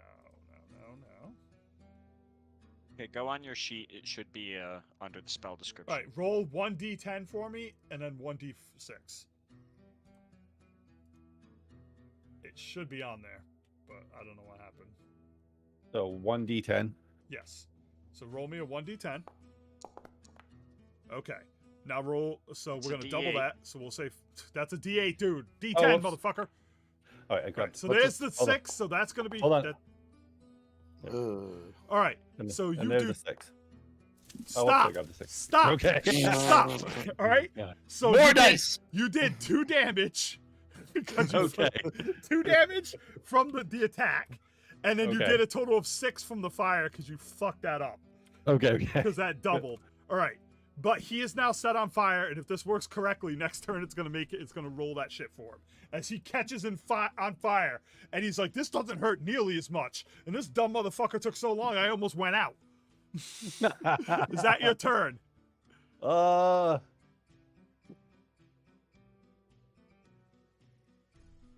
Actually, no. Because I can use fighting spirit as a bonus action, right? Yes, you can waste another one on that. So I'm gonna cast it. I'm gonna cast it on Leo. Like, well, You can't cast it on anybody. It's for yourself. oh Read your shit. abilities, prick. What the fuck? What about action search? Can I cast that on other people? Nope, that's a yourself, and it's a it will allow you to go. You can make another attack if you action surge. Oh. Okay. All right, so just I will action surge. all right. Click on Well, I have click target on myself. action. Click on action surge under features on your little bar down bottom, Yeah. and it will use it up for me. All right. Okay. Now Okay. you've already What was cast. that? That's his action surge. You have now already used the spell, so you cannot cast a spell. But if you want a regular attack, you can. Oh yeah, I'm just gonna regular attack this guy. All right. All right. Did you not like it? I thought it was pretty good. Oh, I think that was pretty cool. You Ah, you shit, I missed. completely whiffed because you are fucking terrible. Oh, Rolling oh, on to Raven. He has advantage because Oh. he's flanking, right? Go ahead, roll again. He actually Oh has my advantage God. 'cause of One fighting one spirit, dude. attack roll this time. You gotta remember this shit, Nate. I can't babysit you, dude. Okay. Roll one more regular attack. Oh my fucking Christ! We're taking the lowest one, which is 11. Okay. You still okay. hit because he's only got 14 armor, I believe. Okay. No, you miss. You missed. Don't roll anything. You missed. Right. I You thought so. fail, dude. Oh my God, Nate. Okay. It was an 11 on the die, and then plus modifier, which I Y- think does hit. 3, so that's 14. Meets so- it, beats it. No, he's 16. His armor's 16. Oh, yeah. Okay. Yeah, it's 16. Yeah, doesn't hit. Beats it. Beats That's it. Jesus That's Christ, right. Nate. Like, Jesus fucking Christ, Nate. That's right. The dude who plays enough video games and knowledge and has played D&D before as a kid doesn't remember how to do anything. All right, Oh, yeah. Raven's gonna run out here, and he's gonna jump forward with his gun and go, "Drop me, will you?" He first had to stand up. Yeah, he only moved 15. Oh, sorry, he Okay. moved 20. There we go. My bad.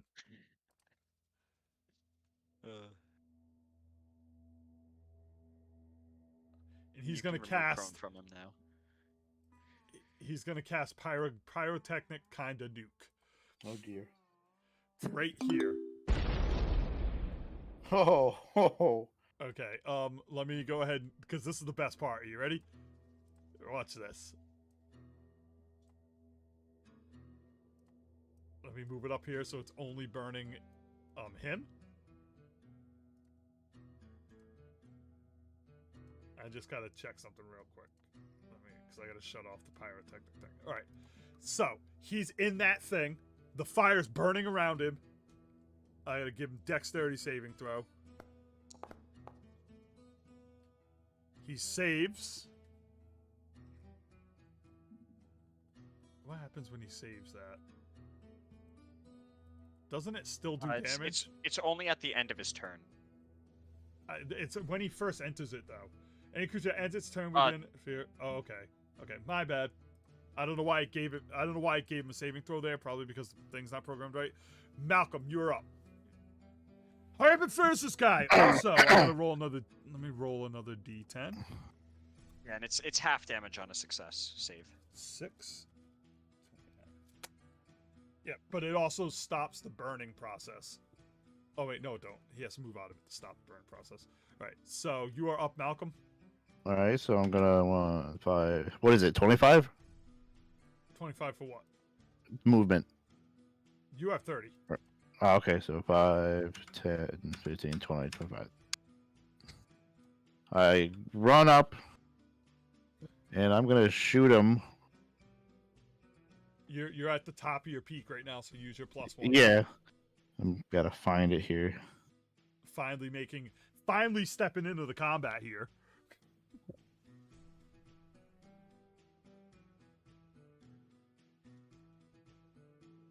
And remember, the way I set up your smites, if you want to use a smite, you just cast it. And it will do all the stuff for you.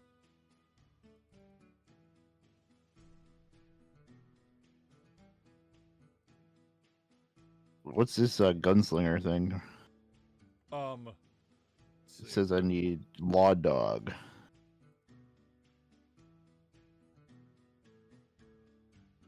Law yeah, Dog one-liners. You want to use one of your law dogs? Yes. All right, you should be at 3 because Did you you should have refilled. Raw dog? Yeah. All right, so what you're gonna do here? Oh man. What happened? What did you say? Raw my- Dog. All right. First of all, you don't want to use Law Dog because Law Dog is a No. cleave. It makes it so you can hit 2 targets with your shot. Oh, it's 2 targets. Okay, Yeah, I that's thought what it was Law just 2 Dog shots. All right, all right. You're better off just firing off a smite or whatever if you want. All right. Where is it? Just Smite. under your spells. Just click on the Oh, thing under your spells and it'll do all of it for you. I've set up like all of them to work that way. No. All right, well, there's a little thing. Now click under spells and you see where it says divine words, searing words, or thunderous words, or wrathful words. Pick one of those. I see divine health, durable, shit that hurts. No, spell. Under spells, not features. Oh, spell. There it is. Okay. I've made them into spells and we're just doing them as spells. Because smites work weird in this thing, and I haven't bought the book that lets me make it easy. So just pick one of them, say yeah. divine words, Yeah. and just click on that, and it will ask you to do the roll and all that shit. So attack roll. Is that advantage or normal? It Normal, is right? advantage. Oh, okay. Because look at all these people around him. Yeah. So that hits.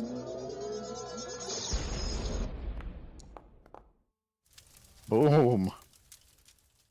All right, now let me make sure that everything went. I just want to make sure everything. So there's his damage. It rolled. There it is. Radiant and okay, so it rolled everything. I essentially just want to make sure it rolled everything. All right, yep, it did everything it was supposed to do. 1d8 plus 2d8. So you blast this dude. You run here, and all this energy flies out. What do you say at him, dude? I say I concede nothing except that I need more coffee. Okay, yeah, do you? I think that's my line, but okay. Destin, you are up. As you get ready to strike at him, you hear, I concede nothing except that I need more coffee.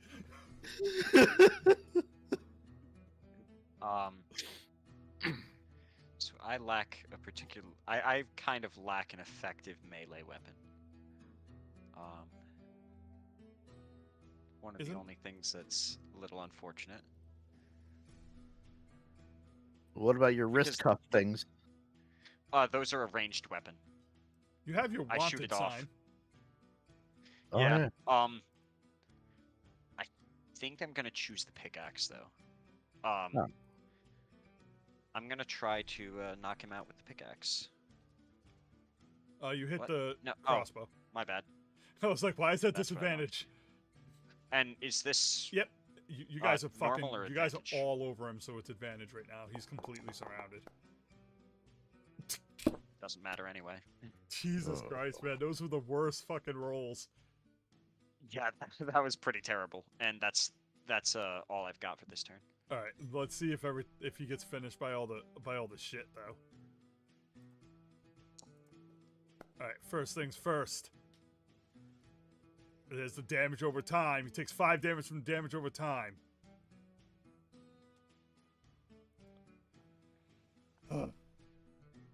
He's gonna roll a d6 to see if he get his fragmentation grenade back.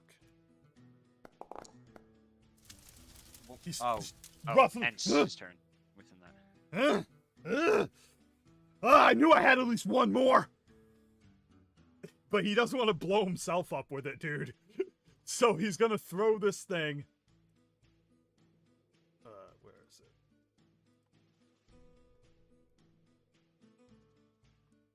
it? At Axel. What the fuck? Target multiple people. There we go. He's gonna throw it in a way that will hit those 3.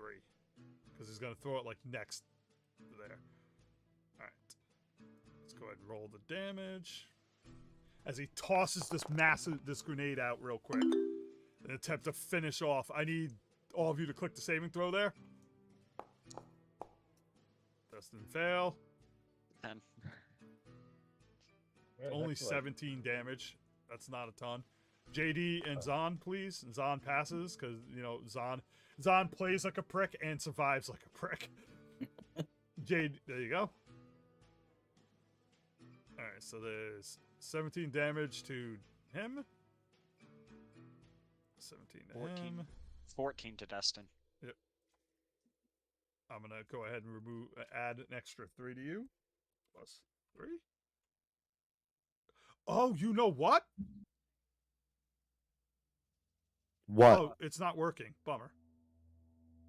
Yeah, Oh, I must have it hasn't accidentally. been. I shut it off. That's what happened. There we go. Let me go ahead and because that's supposed to be on. That's supposed to be working, and reducing the Yeah, amount of damage you're taking. I think it's confused because it's a dexterity saving throw source of damage. Okay, I'll figure it out. But I added back the 3 to you. All right, so there's all of that, and then unable to move without getting bashed up. He's gonna, you know, take his. He fails. Takes 10. He burns up. Falls over and just keeps burning. Seeing him start to burn, I want to try to pull him out of the fire. Okay, you're gonna we'll move that. Let's say it's not a big deal. You grab him and you pull him back. So And I want to attempt to stabilize him. all right, give me a second while I shut off these effects that are on him. Burning, dead, flame blossom, all that. All right, So it's a medicine check. you're gonna attempt to stable, or you could just throw a heal into him if you wanted. I don't have a heal. Yeah. Right. Okay, so that's a fail on the first attempt. He's all right. I'm gonna roll a death saving throw since you're doing this. Now, if anybody wants to like RP, like let him go, kid. He's done for.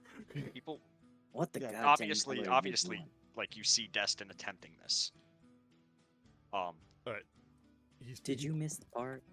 Can I go and use my last 1 point? If you want, yeah. The only thing is that typically that would bring him back up. And I'm just trying to stabilize him so he's not dying. Okay. All right. Oh, okay. Would you allow him to spend the 1 point just to stabilize instead of bringing him? Yeah, we bring him can back up? we I can say. can spare the dying. Oh, okay. Yeah. So Axel, that's you're even gonna kneel better. down and spare the dying. Yeah, do you want me to use it on him? Just click that you're using it on him. because I think I have a cool animation with it. I'm not sure. Pretty sure I set animations up for everybody. So let's find out. Part of me wants Kane to try and attack him. JD, I'm trying remember to you find it. yeah, slide click on the spot that says inventory and just drag the entire bar down bottom. What the hell are you all doing? Because it's much easier to see what you're doing if you have the bar down bottom because the things go up. And then it'd be easy for you. There you go. All right. So you bring this guy back to stabilize, but he's still down. I'm not here to kill anyone. Speak for yourself. Oh my god. I have one thing to say to him too. Well, he's You still owe me- out cold. Oh, okay. I have one thing to say to him though. He needs to wake up. At this point, you hear more banging at the door. Can we do what we came here to do and fucking leave? You hear coughing coming from near you. Who are you? He's looking rough. Can I have a First, potion thing. Can I give him that? Yeah, or you could just cast the heal on him and whatnot. I don't have healing. Well, okay. So we'll say you hand him the healing potion. He drinks it down. His wounds start to close up. He's we gotta get out of here. Help me up. Through the Hold my eye. hand. The eye is the back door. It brings us down out to the back area across the sand ocean to the cliffs near the train tracks. Well, you heard the man. Let's go. Because I'm a nice guy, Bazinga, you might want to grab your gun. Yep. I grab my gun. And then I wanna reach into the syndicate guy's pocket because he owes me $20,000. Right, so you want to search him is what you're saying? Yeah. Alright, I forgot to put the book on here, so let me go to High Noon Prison, overall story, the tower. I mean, maybe ahead and not give me an true investigation roll. 20,000, But All right. I think that Kane is worth at least 10,000. You are overestimating your fucking value, bro. Damn it. It was worth a shot. 5,000. You find a potion of healing on him. That's all you find. Apparently, when he was rifling through his pockets, he was looking for the grenade and the potion of healing. And that's basically what he was doing every fucking turn. Does anybody have a potion of healing on him right now? I believe I do. did. I Well, do. I still do, but you didn't Alright. take it. Yeah, I have No. one. I just want to know because I can. What I can do is just copy over to Bazinga, so I don't have to go into my other thing. There we go. You now have 2 potions Yeah, of there's healing. one. All right. The door is getting jammed on again. Another roll. We gotta get in there. The boss needs us. Let's I'm gonna grab Ashton and then No. head out to the exit. All right. So you guys are. Do I have to move? Do I have to move my guy to the bottom, or does I have my gun? You have your gun. So you guys are moving through the doorway. Let's Yeah, go grab through this this guy. eyeball, man. All right. I'm helping you. Whoa! I don't think our plan was to take the warden with us. I think it was just to Yeah. not kill him. Yeah. He's No, not that's coming not with the you. warden. He's not coming with That's you. the- No. Uh, No, I accidentally dragged him, but don't worry about it because we're done with the session anyway. So you guys Yeah. pop through the eyeball, and you pop up inside this cave with an opening about 10 feet from where you are, and you look behind you, and you see there's another one of those eyeballs, and it's got like the light spinning around it, and you step out and you see basically where the train crashed, like the train tracks. You see the train crash. You're real high up, so you also see the town, with Little Rock over to the east, and that's where we'll end the session, except for one small thing. So, I want to do these little, I'm calling them the like vignettes, basically. All right, they're meant for me to build a story that you guys aren't present for, to get characters like introduced and stuff. Partially for the stream and such. This will take 2 minutes tops. I just want to put you guys all on here so you can see the stuff. Let me know if you can't see anything once I get done putting everybody up. So don't say anything yet. All right. 1, 2, 3, 4. Can you all see that? Yeah. Okay. Mhm. So let me open up my thing. And this is our first end of session scene. Cliffhanger. All right. No, all right. Scene, in other words. Yeah. Right. So our scene opens up on a humanoid walking through a desolate land filled with jagged, broken rocks. Gotta close all this shit out of my way so I can fucking see. The land looks to be destroyed by some sort of weird magic. The humanoid makes its way up to the edge of this crack. It looks down. Ah, brother. Found you at last. Be patient. As he leaps off the ledge, falling down through a cave and hitting the ground in this weird walkway. He walks out into this dome of like green rock that has light going through it, magical energy all over the roof. Walks for a few minutes until he comes up on a doorway, a big metal-looking like vault. He steps up the vault, puts his hand on it. Ah, here you are, brother.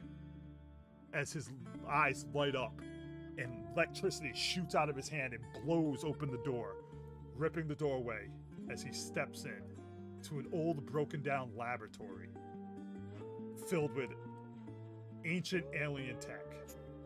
And he makes his way through the laboratory, kind of like touching tables and walking slowly, almost like he's remembering something. He steps up to this giant tube with greenish translucent liquid in it, and this weird humanoid creature, organism of some sort in it. He puts his hand up on the glass and again blows a hole into this glass, and the water starts pouring out, and he sticks his hand into it and he grabs a hold of this weird humanoid, and when he does, he lets out a violent scream as the humanoid starts to rip into his arm and grow up to his arm. And then he pulls his hand back, and this weird humanoid moves down his arm and starts growing, and you hear bones breaking and like flesh tearing and ripping apart as this thing starts to form into, give me a second while I change his token.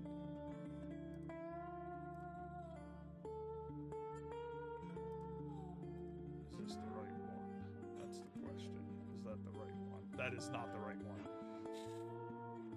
You can't erase stuff that you've added into the game, like into your files. I'm gonna have to make it bigger. As this weapon starts to grow into this giant, weird, like spear with an axe handle on the front of it, he looks over at it. My brother, Gungreer, at last I've found you. And the center of like the axe is like a skull with a single eye, and the eye snaps open. And then he starts to slowly walk his way back out as the scene fades into darkness. Now there'll be more elaborate as I go, but I'm just testing this out. And if no one recognizes that body, that is the creature you saw escape from the temple. So I figured, yeah.